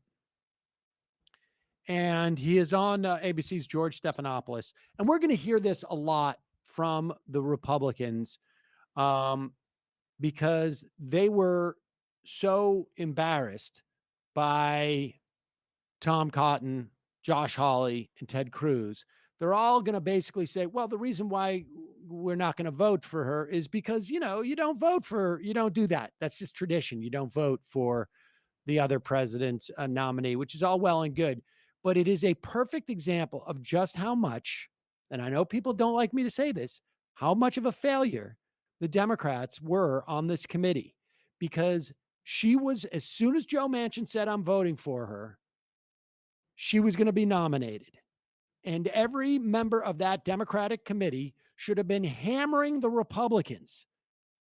This is an opportunity, and they let it go to waste. They let Lindsey Graham and Ted Cruz and Josh Hawley go to town and attack Ketanji Brown Jackson incredibly aggressively. And Dick Durbin was like, all right. He wouldn't. I mean, there was no actual pushback except for Cory Booker, making her tear up. But that wasn't even an aggressive action against the Republicans. Exactly. And Ryan Grimm on Friday told us that Mitch McConnell was very worried, and they were very upset with what the members of the Judiciary Committee did because they're all like hot dogging. And he saw that this is a liability. And then, of course, the Democrats basically send him a muffin basket and say, don't worry, it's a liability, but we won't take advantage of it. So here is the Republicans still cleaning up the mess that their colleagues made. But of course, it's also the Republican Party, so you can't possibly vote for her. With Judge Ketanji Brown Jackson, have you made up your mind yet? Well, I have, George, and I'm good to be with you this morning. I've thought initially, my sense is that the president certainly had every good intention and every right in the campaign to talk about putting the first Black woman on the court. I think it's time for that to happen. I was hoping that I could be part of that. I had a great conversation with her. Really, there are two criteria, as I said immediately. One is the person qualified for the job? And two is, what's her judicial philosophy? She's certainly qualified. I think she's got a great personality. I think will be a good colleague on the court. But the judicial philosophy seems to be not the philosophy of looking at what the law says and the Constitution says and applying that, but going through some method that allows you to try to look at the Constitution as a more flexible document, and even the law. And there are cases that show that that's her view. I think she's certainly going to be confirmed. I think it'll be a high point for the country to see her go on the court and take her unique perspective to the court. But I don't think she's the kind of judge that will really do the kind of work that I think needs to be done by the court. And I won't be supporting her, but I'll be joining others in understanding the importance of this moment. If it's a I mean, they are walking this tightrope, like where he's like, she sort of is a little CRT, if you know what I mean. But I'm proud of this country, despite the fact I will not be. I mean, this is an example of just how much of a missed opportunity it is, because the obvious question for Stephanopoulos is to say, and did you agree with your colleagues who were attacking her for being like a friend to pedophiles, or with, like, had there been enough of a story driven by the Democrats about the behavior of the Republicans, that's what this would be about. That's what this would be about. It wouldn't be about allowing Roy Blunt to sort of like have his cake and eat it too. Yeah, it's a high point, but I want to not participate in said high point. Blah, blah about originalism. Yeah. And which was completely like just sort of like, oh, we'll just take this off the shelf. This is totally off the shelf. Here's Lindsey Graham on the Senate Judiciary Committee, starting to tack back and say almost the same thing. Go ahead. I'll vote no. I'm the first time I've ever voted. I'll vote no. I'm the first time I've ever voted against any Supreme Court nominee. Let me tell you how I got there. Number one, the Supreme Court is different than the Circuit Court. I voted for her at the D.C. Circuit Court level because I'm disposed to do that. And I'm playing a game that very few people play anymore, that if you win an election, I expect you to pick somebody I wouldn't support on the court. That just sort of comes with winning. So I didn't think twice about not voting for her. But now that you're talking about the Supreme Court, you're making policy, not just bound by it. That's really problematic. Whoa. I was unaware that the judiciary, the Supreme Court, okay, so there's a distinction between other members of the judiciary, but that the Supreme Court is tasked with making policy. Pretty sure that's your job, dude. Well, the fact of the matter is, of course, they make policy. Yeah. What is surprising is to hear Lindsey Graham admit it. Yeah. Because isn't it supposed to be, they're just, and you heard Blount say it too. The reality is that the Constitution is a living document, because our understanding of the context of these things has changed. Okay. What was a well-regulated militia in 1780 is now apparently just a dude who wants to carry a gun around. The Supreme Court, the Constitution, of course, a document that's been written 250 years ago, is not going to be, and that is that general, has to be applied. It has to be interpreted. And because if it was so obvious, you wouldn't need an interpreter. And they pretend that's not the case. Yeah, there's only calling balls and strikes, except he just let it slip a little bit there, right? Yep. The fact that the Republicans have treated the Supreme Court as a way to like ensure that no progressive policy or anything even approaching it is able to get enshrined into law. That's the whole purpose of what they've been doing this whole time. Blunt says the Constitution is not flexible. Well, Lindsey Graham just said that Supreme Court judges make policy. I thought you were about originalism, huh? They make policy? I would think that that's what you would call an activist judge. Yes. And of course, they have all voted for activist judges because they want their judges to be activists. I mean, you had literally, talk about activism. Scalia, and in fact, the entire court, or the majority, the five Republican majority on the Supreme Court, literally overturned the reauthorization of Section 5 of the Voting Rights Act that was voted on by not just a majority of senators and congresspeople, but an overwhelming majority. It was something like 90, I can't remember off the top of my head, something like 95 to 5 reauthorized it in 2007. And less than 7 years later, the Republicans on the Supreme Court say, well, they voted for it, but they didn't really want to. They were just nervous about voting against it because they didn't want to be seen as being bad people or racist. They didn't want to get canceled. I mean, you didn't know, wanna get honestly, canceled. reauthorizing the Voting Rights Act, that would be cancel culture. That's what an activist judge is. Taking a clear vote that is voted on by lawmakers and saying, we are going to overturn it. And not even based upon any type of like constitutional principle, because we know the Voting Rights Act is constitutional. It existed for decades. The reauthorization was inappropriate because we have decided that, you know, racism is not really so much of an issue anymore. And it's really more just like the vestiges of political correctness that they're voting upon. And we as Supreme Court justices, we know that one of our primary jobs is to protect lawmakers from the vagaries of political correctness. I mean, honestly, right? That's their constitutional duty. That's when they take the oath. That's Yeah. one of the things that they say. Protect lawmakers. I shall not allow lawmakers to get canceled. Get canceled. Yeah. And also, of course, no CRT. And no CRT is the new part that they've got to say. I can't wait for KBJ to have to take that. I have a set of facts for you. You want me to read them to you? Sure, of course. It's flights from New York Monday to Fat Day. LAX. 6 hours and 4 minutes, 6 hours and 10 minutes, 6 hours and 7 minutes, depending on the airport that you're from. From Okay, LAX now to wait a New second. York. Now wait a 5 second. hours and 18 minutes. That is not 5 hours and 35 minutes.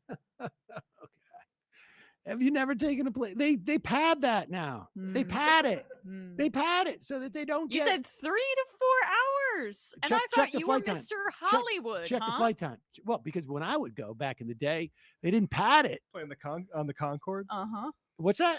You're riding the Concorde. They're on the Concorde. They pad there. You know, it's been a long time since I've been on a flight. They pad the hell out of it so that they don't get dinged with being late because they don't want that percentage. Right. Yeah. I used to go once a quarter at TYT to LA, so I know my shit on this stuff. I do. I guess when you're riding first class on the Concorde, it doesn't feel like that much time. Just cruising. It's like, damn.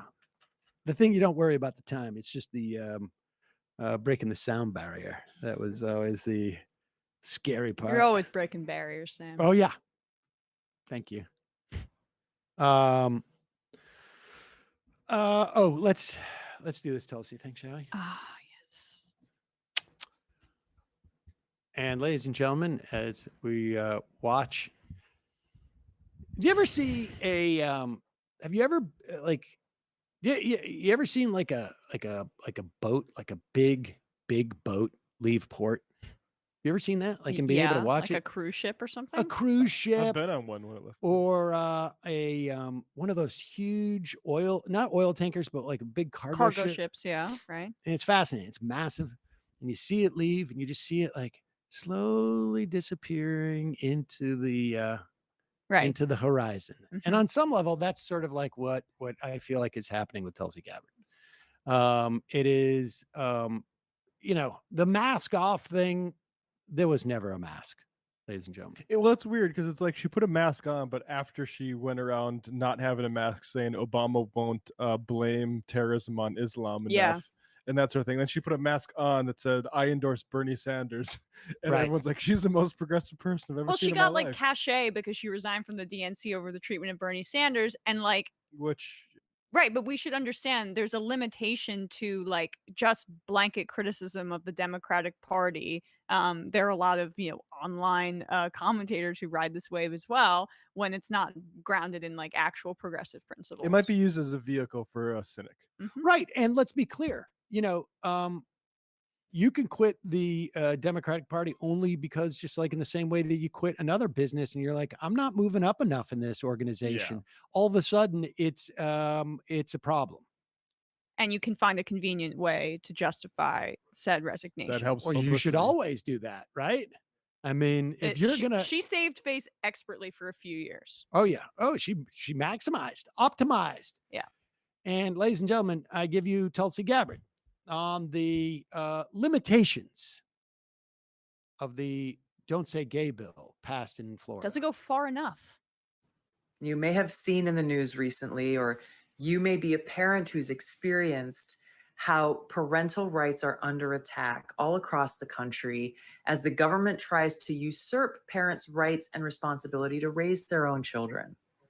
And we should all support the Parental Rights and Education Bill that recently passed in Florida, which very simply bans government and government schools from indoctrinating woke sexual values in our schools to a captive audience that is by law required to attend. Pause it for 1 second. But honestly, like, put these words in the mouth of, let's say, Donald Trump Jr.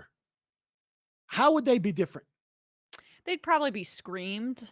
No, the delivery would be different. I would agree with that. But I mean, could you, if he was saying these things, would anybody even bat an eye? Yeah. Or like you're saying with Joe Rogan when he was dipping his toes in these waters, sounds like Phyllis Schlafly or something like that. Yeah. Like, we shouldn't even have sex ed in schools because it's indoctrination. And I got news for you, folks. Like, yeah, COVID sucked. It sucked to have your kid's classroom shut down and the kid comes back. It still sucks in many respects. Mm-hmm. But I'm a parent, and I got news for you. The only parental rights that have been inhibited is that I wasn't inclined to get a babysitter, like a teenage, to babysit, so I could say, like, hey, I'm giving you 3 hours a week. So for the rest of the week, please make sure that you're wearing your mask all the time. Like, no, there's been no inhibition of parental rights whatsoever in this country in terms of children. None. Zero. I mean, the only argument that you could have, maybe, is that if parents want to provide health care to their kids who are transgender, that has been inhibited in certain states in this country. If a parent decides they don't want to become pregnant, that right has been inhibited. But low-income parents are sometimes targeted and not able to get their kids taken away unfairly based on, like, I don't know, abstract claims made by people who might have an axe to grind, and they're not taken as seriously by the state because they're poor or black. That's an inhibition of parental rights that I'm interested in talking about, but that's about it. The one that these people are talking about is just earlier this year, they were disciplining and attacking the Chicago teachers for wanting some time off because they were all sick with COVID.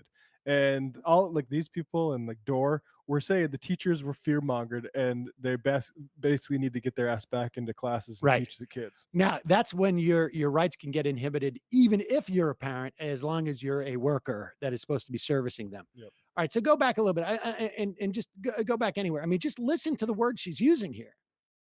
This is full-on right-winger traditional stuff. It's been around for 40 years. Yeah, the government schools thing is a nice little charter 50 school. years. I think Yeah. that too. From indoctrinating woke sexual values in our schools to a captive audience that is by law required to attend.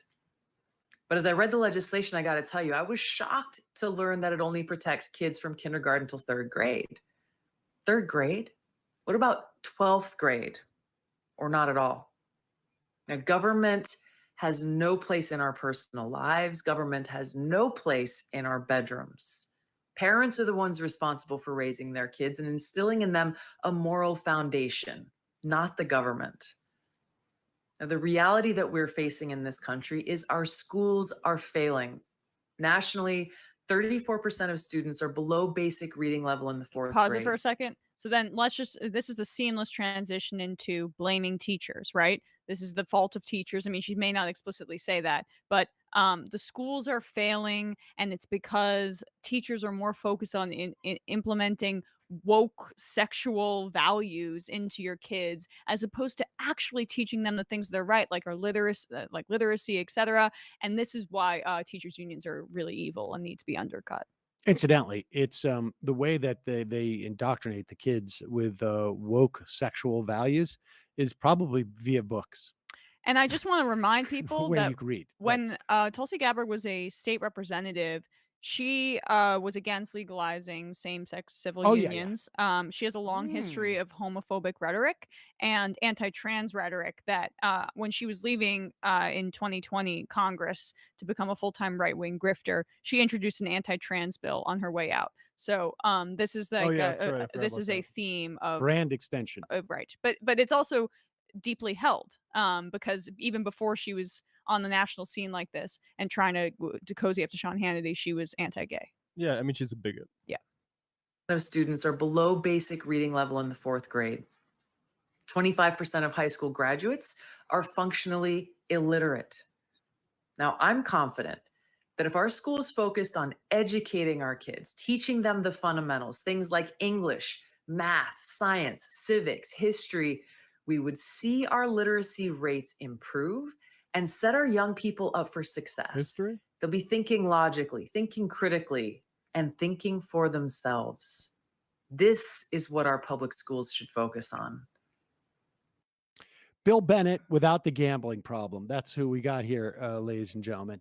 And I always wonder, like with people like this, like what's going to come out? Like what is like, I mean, it could be just like, it's just a cash grab or, trying to position herself politically. But, you wonder with this type of like moralizing and just BS. I mean, it's just full on BS. Yeah. I mean, as far like she's a completely vacuous person, but as far as I understand it, and based on like knowing a little bit about her history, there were a few things that she holds dear that are consistent throughout her career, and there aren't many things that are consistent. And one of them is being anti-gay, and another one's being Islamophobic. So, talk about mask off moments, right?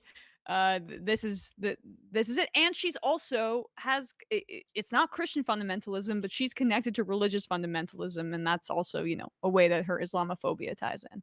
But yeah, I don't know what her end game is here, but I think she's trying to position herself in the same way that Blackburn is, senator from Tennessee, as Yeah. a potential female VP candidate for whichever Republican emerges in the presidential Yeah, she field. behaves an awful lot like you would expect somebody who was involved in a anti-Muslim cult. Yeah, check out that piece. It was, I think, either in New York Magazine or the New Yorker. God, it might be. I think it was New York Magazine. Long form piece about how she essentially was brought up in this bizarre cult that, yes, hated Muslims and also gay people, I believe. So that's where you get those deeply held beliefs. Let's go to the phones. Calling from a 206 area code. Who's this? Where are you calling from? 206. 206. 206. Hello. That was a little Hugo there. 206. All right, let's go back to the next caller. Calling from a 757 area code. Who's this? Where are you calling from? Sam, you boomer jabroni. Sam, you boomer jabroni. Where are you calling from, and what's your name? This is Amir from Northern Virginia. Mir? Wow, this is Amir. Amir from Northern. AMIR. Amir from Northern Virginia. sir. How are you, Amir? I'm doing fine. What a pleasure to speak with you.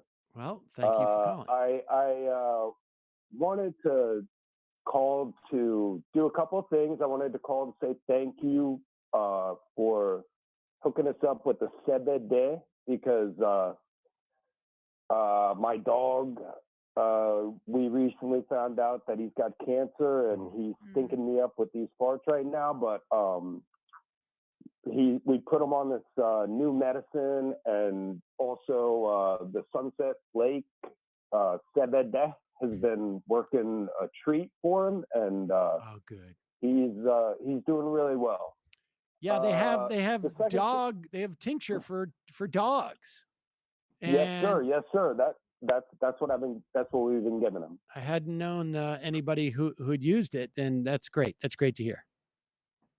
Yeah, he's it's obviously chemotherapy is very expensive, and we're like medicating him with the vet recommended. I can't remember the name of it, but it's like a kind of a I don't know. It's working really well, and in conjunction with the CBD, it's you know, it's doing good. So I also just wanted to also call in and insult all of you. You know, you're a boomer jabroni, Sam. Thank you. You know, I'm nervous right now, but you do the story. Like, you can't pronounce words. Correct. It's funny. True.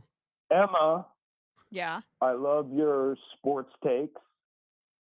I hate your movie takes. And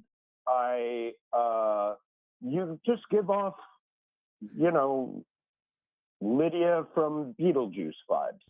And, but I'm a big fan.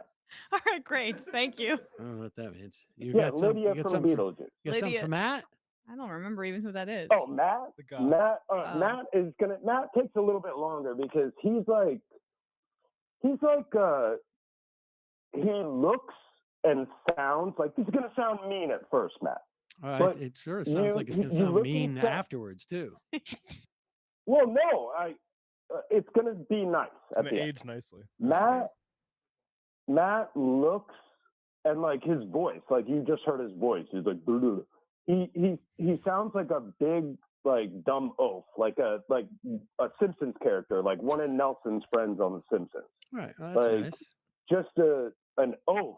But then what comes out of his mouth is brilliant. Like, I've really become a huge fan of Left Reckoning, and like I just really think he's a great voice on the left, even though sometimes it sounds like a big dumb oaf. Some goober. Right. Big dumb, like a goober. Big dumb oaf.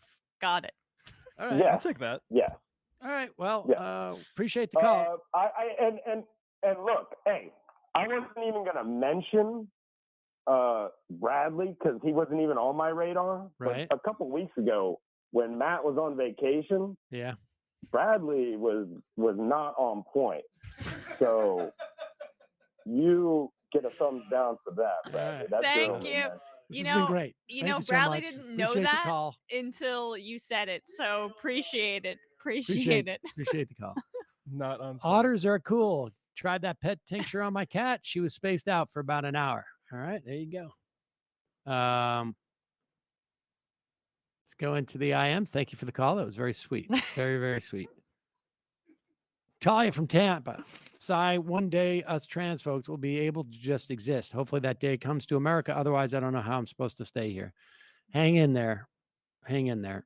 It's going to take a while, but hang in there. Sam Stones. Damn Ukraine is the only thing happening in America for like 2 months. Mansai. What? I don't know what you mean by that. Would you guys be willing to have a House candidate in the show? Michaela Wilkes is running against Steny Hoyer in the most left-shifting district in Maryland. She's incredible, and I'd love to connect you guys somehow. Let me know. Sure. I feel like I've interviewed her in the past. Yeah, we've either had her on this show or on TMBS back in the day or something. I can't remember. It sounds familiar. I feel like I may have had her on the Peacock show. Teacher Dan. Will you put her on the list, though, Bradley? Yeah. Michaela Wilkes? Teacher Dan, I want to see if I get your walkthrough on why it can't be that Dems lose on purpose. Oh, my God. I don't even. You think temporary triage funds during COVID, a socially and politically volatile time, prove that Dems really, really want to deliver millions from donor-employer class servitude, and not that they got the nod from Wall Street to temporarily release some pressure and prevent unrest before once again hating their base? But why would the Democrats even be in that position? Why couldn't Republicans do that? Like if Wall Street just simply says, like, do the COVID relief now, and then they do it, and it's just to release pressure, like why would they even need to necessarily be? I just don't understand the contours of this conversation. The Democrats just won a massive election in 2020. But of course, there are Democrats that are going to subvert any sort of action against Capitol, and that is on purpose. So when this stuff happens and they're not able to deliver, like continue the child tax credits, like that, what's going on there is there's a fifth column of capitalists or corporate interests in the Democrats that are working to stop them from continuing those things. And here's the point: is that like, why would you propose to do something and then not do it all within the span of one election cycle? Wouldn't the idea be, if you were trying to hoodwink people by presenting the Build Back Better, if you were trying to hoodwink them, wouldn't the idea to be like, we're going to do that in December of 2022? Why would you go through the entire cycle of promising something and failing to deliver if because they're designed, they're crazy ideas that the Democrats are designed to give people hope, but the people really pulling the strings behind the scenes actually are creating that mechanism so that no real progress ever happens. And the thing wrong with that is that it considers the Democrats as one specific thing as opposed to a number of coalitions. Yeah. And there are coalitions that are doing what people are worried about them doing. But, of course. But like, yeah, like there's not like the Democrats that are deciding like, okay, you run this play, squad, and then we'll have the corporatists do this play, and we'll all run this together for the season finale. Like, that's not how that works. Well, I mean, and again, like that's part of the issue is people like look at these things like it's freaking Marvel movie or something. I mean, you know, it's but like and part of why the Democrats fail way more than the Republicans is because all of the Republicans are united behind Capitol. All of them. Not the same in the Democratic Democrats only Party. 90%. Yeah. Andrew, when someone says COVID is 5G, what do you think they actually mean? What are they telling us about the material impact that these things in their life and how we reach out to them? Or are they beyond the point of no return? I think if someone says to you that COVID being injected, that COVID is 5G, it tells you that they're spending a lot of time reading conspiracies online. Emma's iFunk. I have nothing to say today, just squatting on this username. It's not even okay. I'll just tell you guys. It's I get an eczema flare up on this eyelid sometimes, and it'll get really bad. And sometimes like the ointment helps, but sometimes it doesn't, and it kind of gets really swollen. So that's what it is. Ryan in Los Angeles. So come on, I should use Cedar. that Seder salve, which I haven't tried yet. Well, I don't know if you don't want to put arnica near your eye. Oh, okay. Never Never mind. Sorry. Someone told me that arnica is very, very bad around the eyes. Oh. Don't do that at all. So nope. Oh, come on, Cedar. And the mouth too. We got to be careful of that. You got to be careful that when you use that salve for your beard thing too. I think someone wrote in and said that. Oh. Come on, Cedar. Who does the CDC think it's claiming to know more about COVID vaccine-related myocarditis than Joe Rogan and a caller who's a doctor in the do your own research sense of pulling stuff out of one's arse? Chris Burdick. Now that it's out, you are no longer have to be circumspect about it. The next time it happens, you can just say, Emma's taking a ganky eye day. Left-handed stranger. Ray Guns Juan from San Antonio. I don't like that at all. Never gets old. And on my IM from Friday, I was saying tips and updates are good and cool. Nothing against those. Okay. Kid tested, Politburo approved. Jim Cramer looks and sounds blasted out of his mind. Sam's Apple. Also, have you guys really quick, have you seen that study of all of his investment tips and how terrible they are too? No. Yeah. They lose people a ton of money. Oh my God. The best was like days before the financial crash. He was just like mocking people who were. Oh, really? Oh yeah. It's famous. Joey Gorga is performing at the Wilbur. Any chance of a collab? Oh, I don't What? I don't even know. I don't watch New Jersey, which I should. Between the 101 and the 5. People just would love to work that shift. You just got to sweeten the deal for me. Let's call it the salted caramel foam shift. Nico House literally said Tulsi's healthcare plan was more progressive plan than Bernie's. Okay. Didn't Dor say that? 2 kids in a trench coat. Sam, I thought we went over this last time. You shouldn't say that you need the D for your prostate on camera. Dan from Pennsylvania. Great show Friday. I love when Michael breaks character with his iconic laughter. Missing him a lot. On an unrelated note, the Republican debate for Pennsylvania's Senate seat happened last week. I didn't watch, but I can imagine it's ripe for commentary. Holly, will Putin face war crimes charges when George W. Bush didn't? I gotta say, like, my initial reaction to war crime stuff is just like, that's not what the goal should be right now. like get Putin to the Hague. That seems unrealistic, I guess, is the simplest word to put it. Yeah, I mean, I think the idea is that you're trying to create pressure against Russia to the extent that you can. Yeah, I mean, I think calling things war crimes is like useful for people to understand it, but there's like really like no precedent for people with that much power being tried in those Well, it's also- instances outside of like Nazi Germany. It's also, I mean, it's also, we were responsible for the deaths, depending on whether you use Defense Department numbers or NGO numbers, anywhere from 250,000 to 1 million civilians in Iraq. I think the official number, maybe from the state from the Defense Department, is probably closer to 200 civilians. How does that not constitute indiscriminate killing of civilians? Like, you can say, like, well, we didn't have our military didn't go up and shoot them in the back of the heads, although I'm quite sure that they did. In fact, we have documentation that they did. We have documentation that that our military personnel or our paid military, or I should say our hired, or whatever independent contractors, mercenaries. Yeah. I mean, they're still our military.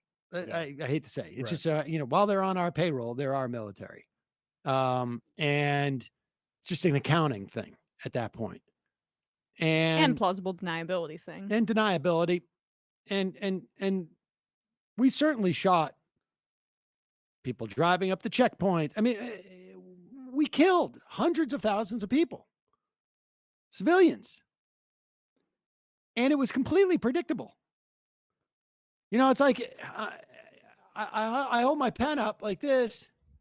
I say, I'm not meaning to have it hit the floor. I'm just going to drop it. Well, I'm sorry. I'm responsible for that. I'm responsible for it hitting the floor because it was completely predictable. So this is in no way to diminish the horror of what's going on in Ukraine. But, let those feelings of empathy and disgust that you have for what's going on in Ukraine also inform your feelings of empathy and disgust for victims of not only the Iraq war and what we did there, but also in Yemen, also in Afghanistan, Somalia. I mean, there's plenty of other places, but I mean, we're talking big numbers in Yemen and Afghanistan. People are going to die as a function of our actions. And, again, it's completely predictable. And it's also preventable. So, Wyoming Ryan, I want the Squawk Box host to comment on the endgame capitalism that has killed 6,500 migrant workers in Abu Dhabi during the World Cup stadium construction. Seems like zero workplace safety mandates ensure a lot of death to workers without having the lawsuits. Shocker. Rory Gatto, the reason why those southern plantations work so well is because the workers worked when their bosses told them to work, or eat when they were told to eat. Tom Lowfink, welcome back, Emma. Glad you're feeling better. You've accepted my idea for Fun Day Monday. Do I have your permission to replace Hump Day with Friends Day Wednesday? Sure. Warren from Toronto, I knew Jim Cramer was horrible, but after that clip you showed, my opinion of him somehow dipped more. You had a dreadful clip a couple of weeks ago talking about Tesla, saying how Biden should be asking Elon for advice on how to handle Ukraine. This is after Elon tweeted he could beat Putin in a fight. What? Skippy, Waffle Party? Interesting. You know what that's a reference to? Anybody? No? Wait, sorry, this is a bit... No, go on. Severance.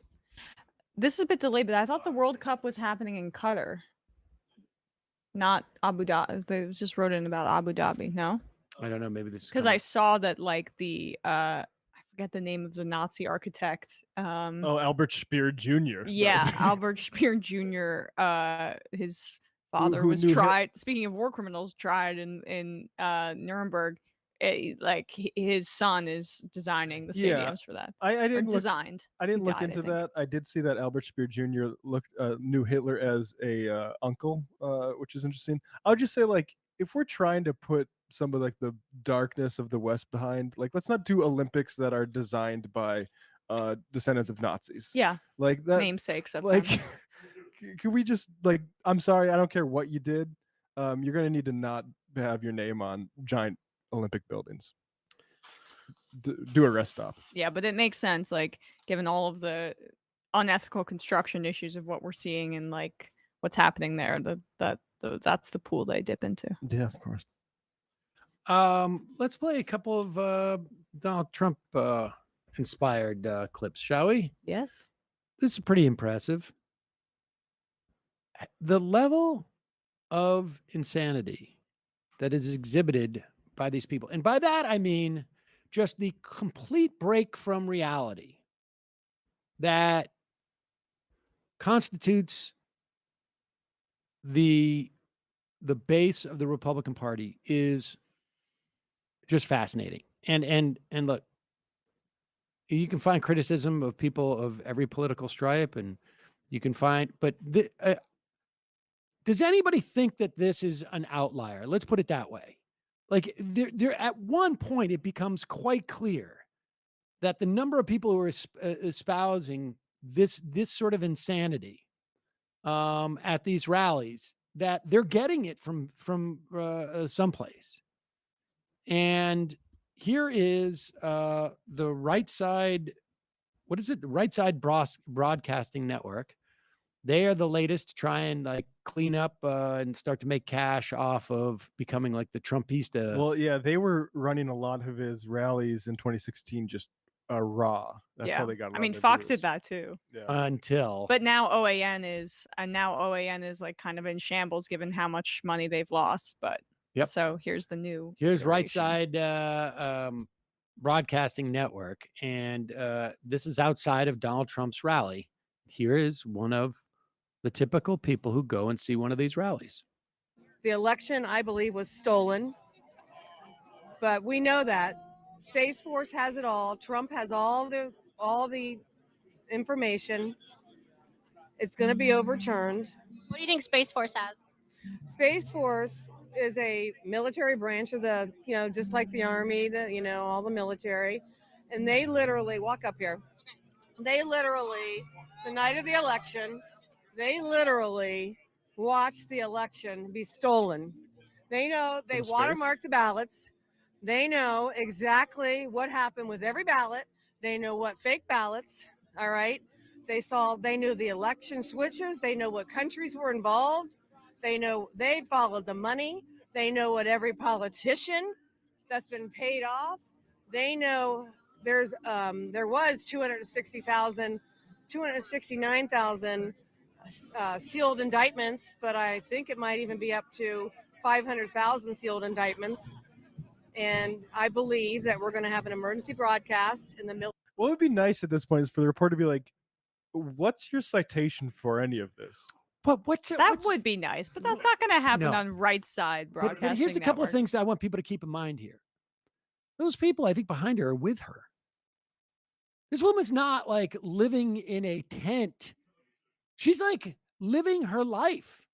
And there are people around her, and she has this information that is so specific that she's, I'm sorry, did I say 269,000 sealed indictments that are being held? Of course, they're being overseen by Space Force, the entire military. They watermarked every single ballot in the country, so they are able to track every single ballot. Now, here's the thing. Forget about how insane this is. She believes it, and down to, I misspoke. I said 260. It's 269. Now, I have reason to suspect, and this may be an outlier, that there could be 500,000 sealed indictments in the Space Force barracks, the secret one. So the Space Force is the rebels to the Empire, which is the deep state, right? That's kind of the situation. Yeah. Yeah, it makes sense. But she's not This is not somebody who's like I say, living in a tent and This isn't coming. psychosis. This is and no one in her circle of life seems to be in any way concerned about it. It leads me to believe that they're also. Yeah, I don't know the details. It could be 260. It could really, to be honest with you, it could be 275. I don't know, but she says 260. I mean, what if it was only 10,000? Would that change anything? 10,000? So there's a lot of more people involved. But you All know, right, when no, you're whatever. when you're trying to lie about something, like in terms of the people who are putting this information out there, the more specific information the number is, the more authoritative that you sound. Yeah, we should train people to look for an attribution also. But anyway, here's a little bit more. 260,000, 269,000 sealed indictments, but I think it might even be up 69. to 500,000 sealed indictments. And I believe that we're going to have an emergency broadcast, and the military is going to come in with martial law, and we are going to be shown 8 hours on, 8 hours off of videos for 7 days, the world, and they're going to be showing us taped tribunals, taped confessions, and the world is going to be awakened to what's really going on with the deep state. And it's so intermingled with like that stuff with the 8 hours on and 8 hours off. Yeah. Like, wait a second. I mean, first of all, there's such like religious That was undertones. my point. Like the specificity, it's like the days of the plague, right? When she talks about the hours on and hours off, mixing with sci-fi, because I keep thinking like the Space Force is beaming in some sort of message. It's like, in an alien movie where they take over your whole TV and everybody's, watches this in horror. It's like someone recounting to you the book of Revelations. Yeah. And saying like there's going to be a seven-headed Hydra. They're going to come down. They're going to descend on day 1. They're going to do this on day 2. This will happen, and there's going to be 8 hours on, 8 hours off of the videos that are going to be playing. I mean, like, first off, what I don't get is, okay, so you know this information, right? You found it out. Yeah. Aren't Did you your own concerned- research. Well, aren't you concerned too that there seems to be some intel leakage here? Like, this is not stuff that we should. Like, if I found that information out, I'd be like, we got to tighten this shit up a little bit. This is not tight enough. Word's going to get out, and all of a sudden, people are going to be like, let's do something so it's not 8 hours on, 8 hours off. It's like 6 hours on, 6 hours off, or something. Of the tribunals that are playing. So is Trump going to be like hosting? Because this sounds unbearable to watch. I got to say, like, I'm worried that we're going to live stream it. Oh my God! You're Yeah, gonna have to. Of course Get we are. ready. Of course we are. It's We're going to be gonna- martial law. We're gonna have to. long, We're all gonna have to long watch it. days. It's like election night, but for 8 my hours on, gosh. 8 hours off. Did she give say how long these broadcasts would last in terms of like weeks? Because we got to clear out our schedule. I know. Like, We have some guests lined up that we may need to cancel on their bump. yeah, I mean, the Fauci like first day is going to be really difficult. Do you think they're going to give Fauci 16 hours? That's going to take 2 days. But that's the thing. No, it's 8 hours on, 8 hours off. You cannot mess with it. Well, you could give them 8 and then No, it take 8 spills hours over off. to the next day for the next 8 hours. And if it takes, 17 separate 8-hour interrogations of Fauci, so be it. Emma, you sound like a lunatic right now. Okay. There are 24 hours in a day. That means 2 sessions of 8 in one day. Yeah. We're going to need 2 that's not sessions. Why are you purposely trying to put out misinformation That's not about how many hours synchronized. there are in a day? If you do 2 8-hour sessions, it tilts the whole balance off. It's 8 hours You're just on, 8 hours off. No, Totally honestly. cover it. You totally CYA now because you didn't realize that it could have been starting at 8 a.m. You could start at midnight, 12 to 8, then 8 hours off, 8 to 4, and then 4 to 12. We need 4 hours for Kaiser Khan and his wife. I mean, you just do not have the sources that I do Oh in the my Space God. Jeez. Yeah. So I just wrote 8 hours on, 8 hours off. Who's running these tribunals? Hassan Abi? Force. 8 hours on, 8 hours off. Just doing it for the Twitch. Yeah, streams. optimized for Twitch. Exactly. They're gonna start every tribunal with like poggers. Yeah. Come shower with Crowder. Sam, I'm making a song/video, and I want to clip these 2 lines if you're down to say them. What is it? All right, I'll do it. A penis would be the perfect thing to put in that empty gun holster. Freud did say that sometimes a cigar is just a cigar. There you go. Q for short. Why do anti-worker contributes on business TV always look sloshed? Why do anti-worker contributors on business TV always look sloshed? Because they have like 3 martini lunches. Yeah, that's the Is that culture. taught at the Kudlow Institute of Economic Commentating? I mean, I bet Kudlow and Janine Pirro have some fun martini lunches. What a charmed life if you didn't care about like the sociopathic results of your actions. Oh my God, right? Good ways to be like, these people need to get back to work. Just a baseline buzz all day. Got that All right. Espelon. Final call of the day would be my guess. Calling from a 206 area code. Who's this? Where are you calling from? Oh, hang on, everybody, because we had already, I guess that person, don't know why we can't hear them. All right, I'll do this one. Did the 206 just pop back in there? Okay, I got it. All right. Everybody's been on for, 65 minutes. Calling from an 801 area code. Who's this? Where are you calling from? 801. Hear me? Yeah. Hello, Sam. This is Murray the Orc. How are you doing today? Murray the Orc. Well, how are you? I'm doing all right. I've had, you know what? I just realized I've had a couple IMs read on the show. They've all been on M Majority Report Thursdays. So Emma read a message of mine last week. I had a car accident and my dog ran away. Right. Oh, geez. Sorry to hear that. What's the update on that? We did find her the next Yes. morning. Nice. She is home safe and sound. You know, it looks like she might have gotten a scrape on the pads of one of her paws, but that's about it. So. Oh, great. That's great great. news. Thank you for the And update. she got skunked, so she's pretty stinky. Yeah, that happens. I'm sorry. Yeah. Is that it? Sorry. No, let's see. I had something else written down here. Yes. So Sam, I am a new member, and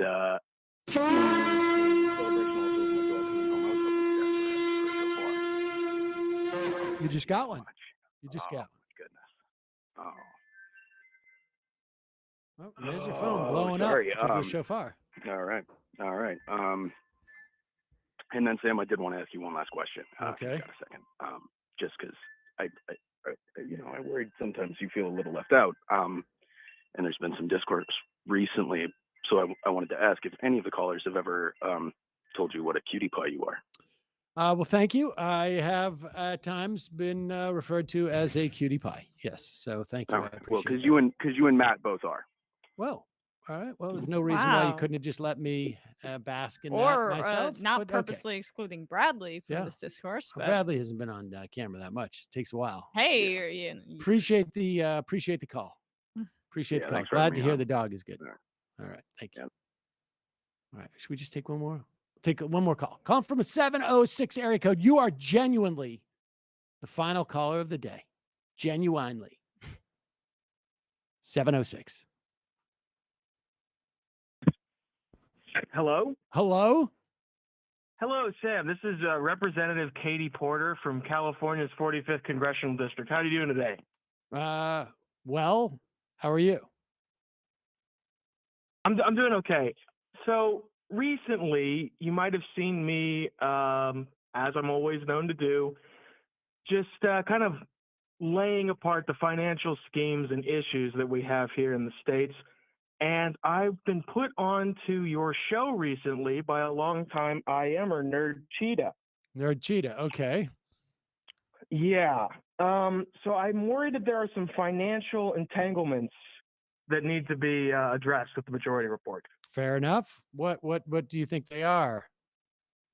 Well, first off, you seem to spend a lot of time reading very fun ads, but then constantly thank the support of your members, which you've claimed oscillate between somewhere around the upper 80s and like the lower 90s of the total percentage of your funding. So I'm wondering, where's all this dark money coming from? What do you mean the dark money? You mean from the members? Yeah. I mean, I think that if the percentages were a little more consistent, then it might be possible to take you at your word here. But I think that you're operating multiple slush funds. You've talked about your side schemes, and I think you're just too proud of the different ways that you have to shuffle money around. Too proud? I mean, yeah, go ahead. Well, I mean, so, we got tax day coming up, and I'm looking for pay-fors. Because like I said, this is Representative Katie Porter from California's 45th Congressional District, and I'm just kind of cooling my jets in between important gags. But, for example, I've heard many times that you like to just squat on URLs, just registering anything you can come up with, friends, acquaintances, enemies. It's true. Constantly laundering unsanctioned Apple advice. Yeah. Okay. That's fair enough. That's obvious. Yeah.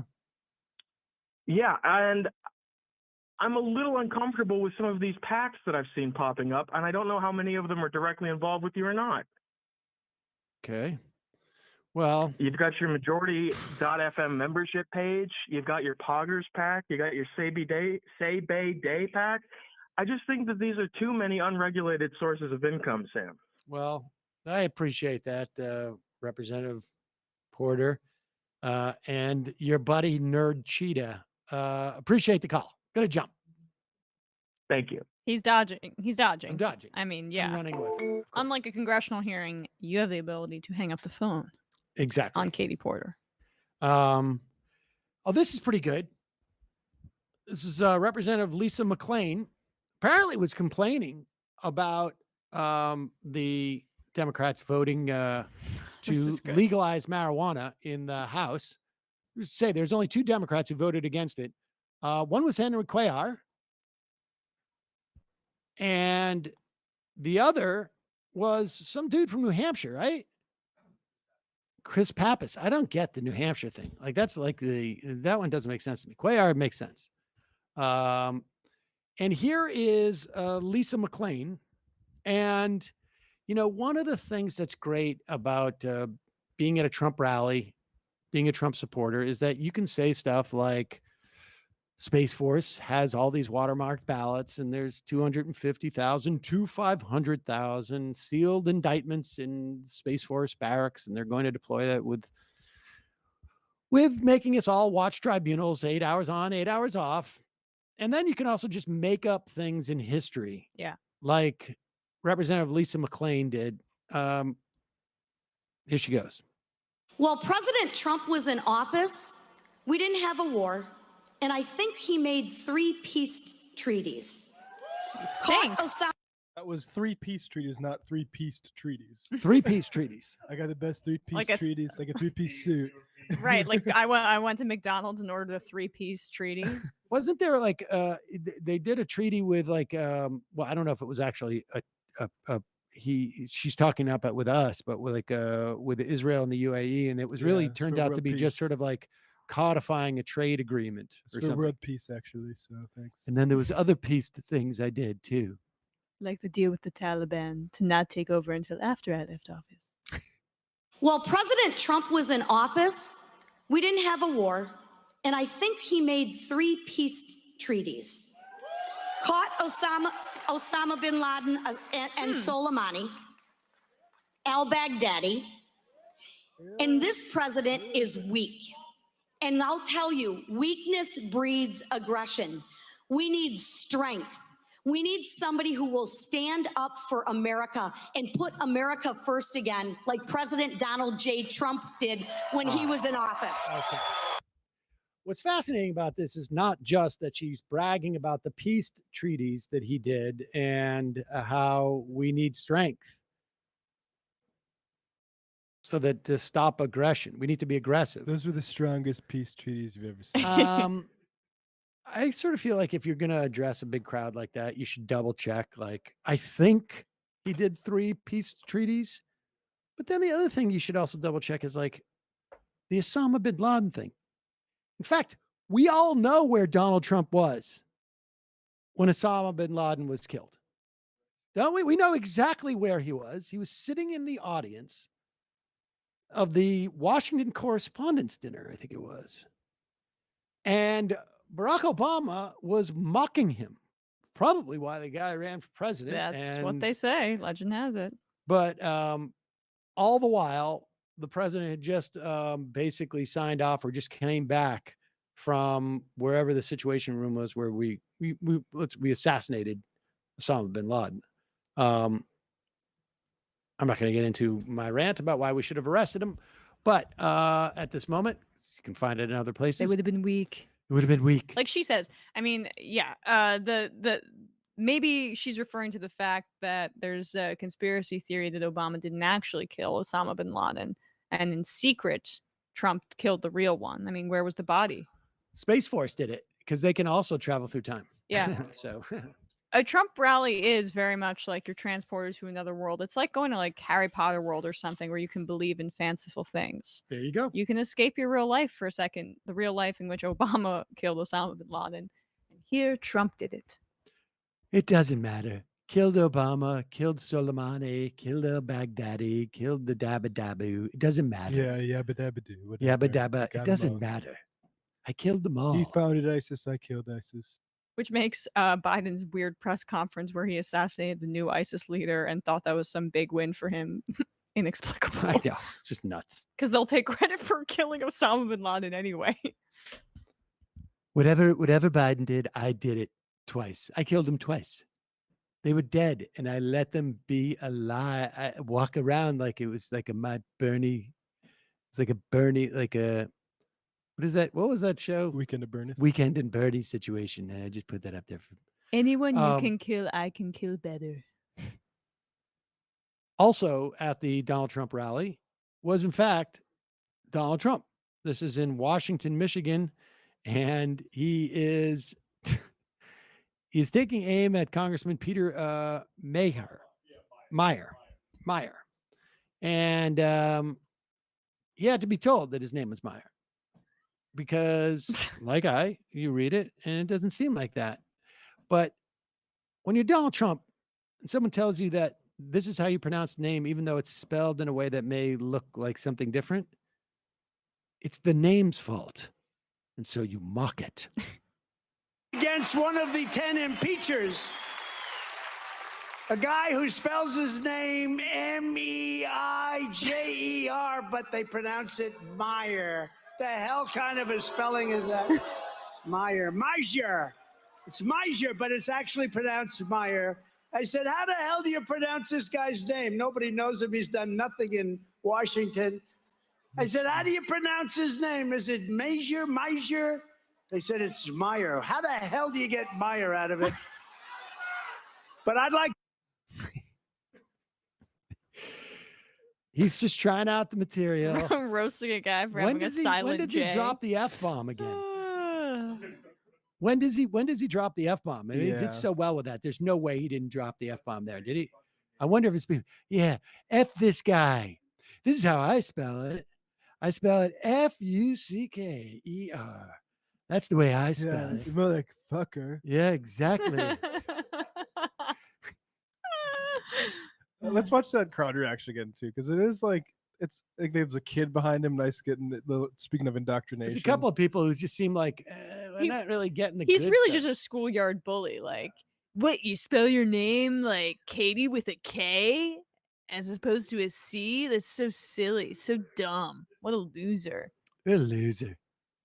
E-I-J-E-R, but they pronounce it Meyer. The hell kind of a spelling is that?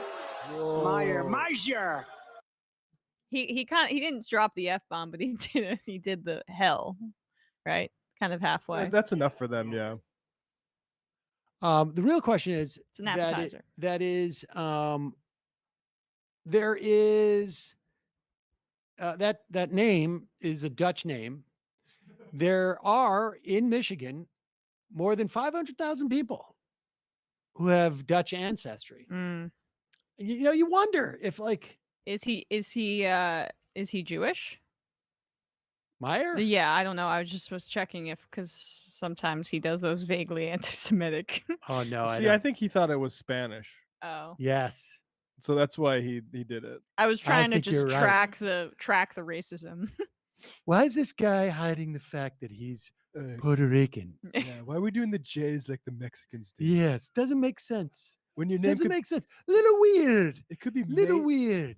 Look, take it from somebody with a good last name. You could be called Major. but Didn't you choose even Mayor. bother to ask if he was Latina. And not to like, John Oliver it up in here, but Trump isn't even his original name, and they changed it, right? He's saying Okay. It was Dutch from Drumpf. Okay. it was Drumpf or whatever. Okay, whatever. Vigilant. Vigilant. What kind of name is that? I wonder if like stuff like that makes a difference if there's a couple people going like, why is he picking on Dutch people? That's the problem, though. Is I think even like a lot of the Dutch people won't recognize it as a Dutch name. Or they'll Right. be like, he's going after a Mexican. It's true. It's true. All right, let's do some IMs and we'll get out of here. It's always snowy in Ottawa. Whoa. Been a lot of talk lately about AOC and what role progressive lawmakers should play in supporting organizing. Been playing a lot of Dark Souls lately, and it gave me a guess as to why this attempt succeeded where Bessemer failed. To take on a massive institution, you need to stay in its blind spot and prioritize avoiding its big direct attacks over maximum impact per action done. It's even better when you have allies pulling the attention and resources of the bosses. We heard far more about Bessemer and all the big names show up. I thought about this. And I think it's an interesting theory. It may be why they won, but I happen to look, Amazon spent a lot of money. They had a lot of resources. It's one thing having AOC go to Bessemer. It's another having her go to Staten Island from, Queens. And a lot of her constituents live in her district, but work there. I would guess. Right. And it's not a question of like, even if you think you're going to piss off this people in Staten Island, because they're all, very Republican over there. I think that's something that you would have said to Christian Smalls. If it was a strategic decision to be like, it's better for us to hang back, but we can send you these resources. Right. That I think your theory would be correct. Your theory may be correct as to why, maybe the one I don't think so. I think there was a lot of resources deployed there. I think Amazon knew exactly how problematic this was. But in terms of like, I don't know, it could be right. It could be right that was why, it slipped through and it was able to be successful. But it doesn't. Why it could be successful. But it doesn't wasn't mean the that plan. Ocasio-Cortez's blind spot wasn't or she missed it here, right? I have an issue with it being capitalized on for clicks and and I wish her response was more like I messed up here. But it's just, again, it's like I feel it's like such small ball that what we're talking about, because she supported their effort and she could have done more, but she didn't. Nevertheless, I think the thing too that really, you look to a couple of these organizers and realize that they did an amazing job. And, I think it's also just as likely that perhaps because they were independent of a union, they got support from some unions, but they ran independently. They were not taking the workers themselves were making the strategic decisions. I think there's something to that, and that they understood who they were dealing with more than any union coming from the outside could, because there was no politician for that matter. But certainly it would it have helped? I would imagine it would, or if it wasn't going to help, I would have liked to have heard an explanation. I like what first one we mentioned, I think, she should have been gone there, been more vocally supportive. That's my opinion. I'm sure that they had a bunch of other things going on, but I think it should have been prioritized by her. But like, that's kind of where it ends for me, because an over focus on Ocasio-Cortez after there was this massive victory by Amazon employees to unionize here is only to brand your YouTube channel. Like, that is not what the focus should be. It should be on Chris, on all of the other union organizers there, and how can we take this fight to other areas of the country? That's what it should be. I do think there is value in pushing, those congresspeople and other politicians who did not show up, to make them pay a little bit of a price and make sure that there's an understanding of, like, we see you and you got to do this more. But I do think that, like, but why is there a focus on? I mean, I don't know. There's a focus on there was one a news story with her. Like, because Smalls talked about it. Yeah. Okay. And B, she has the ability to draw attention to things in a way that no other really Democratic politician does.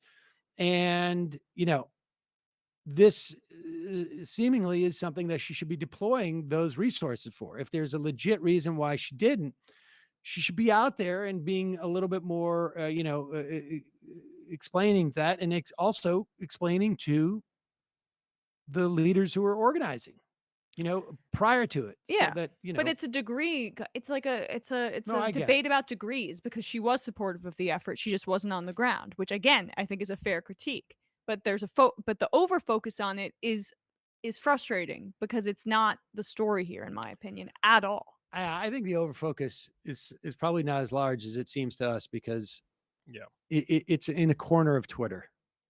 Or it's done to appeal to a largely right wing audience that you've cultivated. But both those things are true. Majority Report wardrobe coordinator.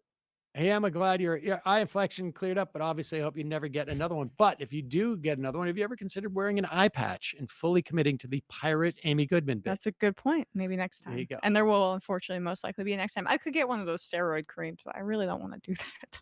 I gotta say, I got steroid cream for my eczema that flares up worse after I got COVID, and it works amazing. Sam needs Ted. Quickie was late. It went out after 12 p.m. Eastern. Okay. Well, yeah. Let me know that. Christian's not that small. Sam, Matt, remember the many IMs and people on Twitter who pushed you to interview Christian Smalls when he was working hard to win the union campaign? Got some reason that he had been on Jimmy Dore, The Hill, Chris, and every other show to which you feel is not true progressive. You should look within when you know you have covered Dave Rubin more than unions. First off, we covered the organizing. Second off, we went out to him, but we spoke about this yesterday or Friday. Yeah, and also, like, well, I won't make my point about certain shows that think COVID safety precautions aren't important thing to be stressing now. Getting support for what Christian Smalls did, which was all about how Amazon was abusing COVID safety. But anyway. Dessert quality apples. After the revelation of war crimes in Bucha, I feel like we are right back to the precipice of the most dangerous trajectory of this war. There's been new talks of openness to European energy sanctions. I find this a far cry from becoming reality, but would open the door for other potential points of conflict or negative effects on the U.S. economy. I feel like the only thing Biden administration can do to tamp down readiness for war is to air thousands of commercials on the negative effects of thermonuclear war. This isn't a video game. Yeah, I got you, but I just doesn't seem like they're going to do anything. Dimesh, ride like the wind, Alex Padilla. Dave from Jamaica. Kramer used to be a trot. I wonder what the F happened to him. Living with religious conservatives, this type of conspiracy stuff is very normal. What has changed is the leadership has drank the Kool-Aid. Yeah, I think that's true. All right, 3 more. My Dixie wrecked. Boomer brains were not designed to comprehend 4chan. Big dumb oaf. I bought some pet CBD for my dog, but she died before I could try it. Oh, I'm sorry to hear that. It's awful. 2 more. Jen Hexer. There's a chain of grocery stores in Michigan called Myers. Spelled that way. Oh. And last one, Andrew in Olympia. Can't wait for either Putin or Trump to declare something to the effect of the only thing that will stop Russia is for Trump to be elected in 2024. Matt, Bradley, Emma, good job today. See you tomorrow. It might take all the strength I got to get to where I want, but I know somehow I'm gonna get there. I wasn't looking when I just got caught between the truth and the lie bar. But finding out won't make me feel any better. Yeah, I know the clock is ticking, but the meds are gonna kick in, and my power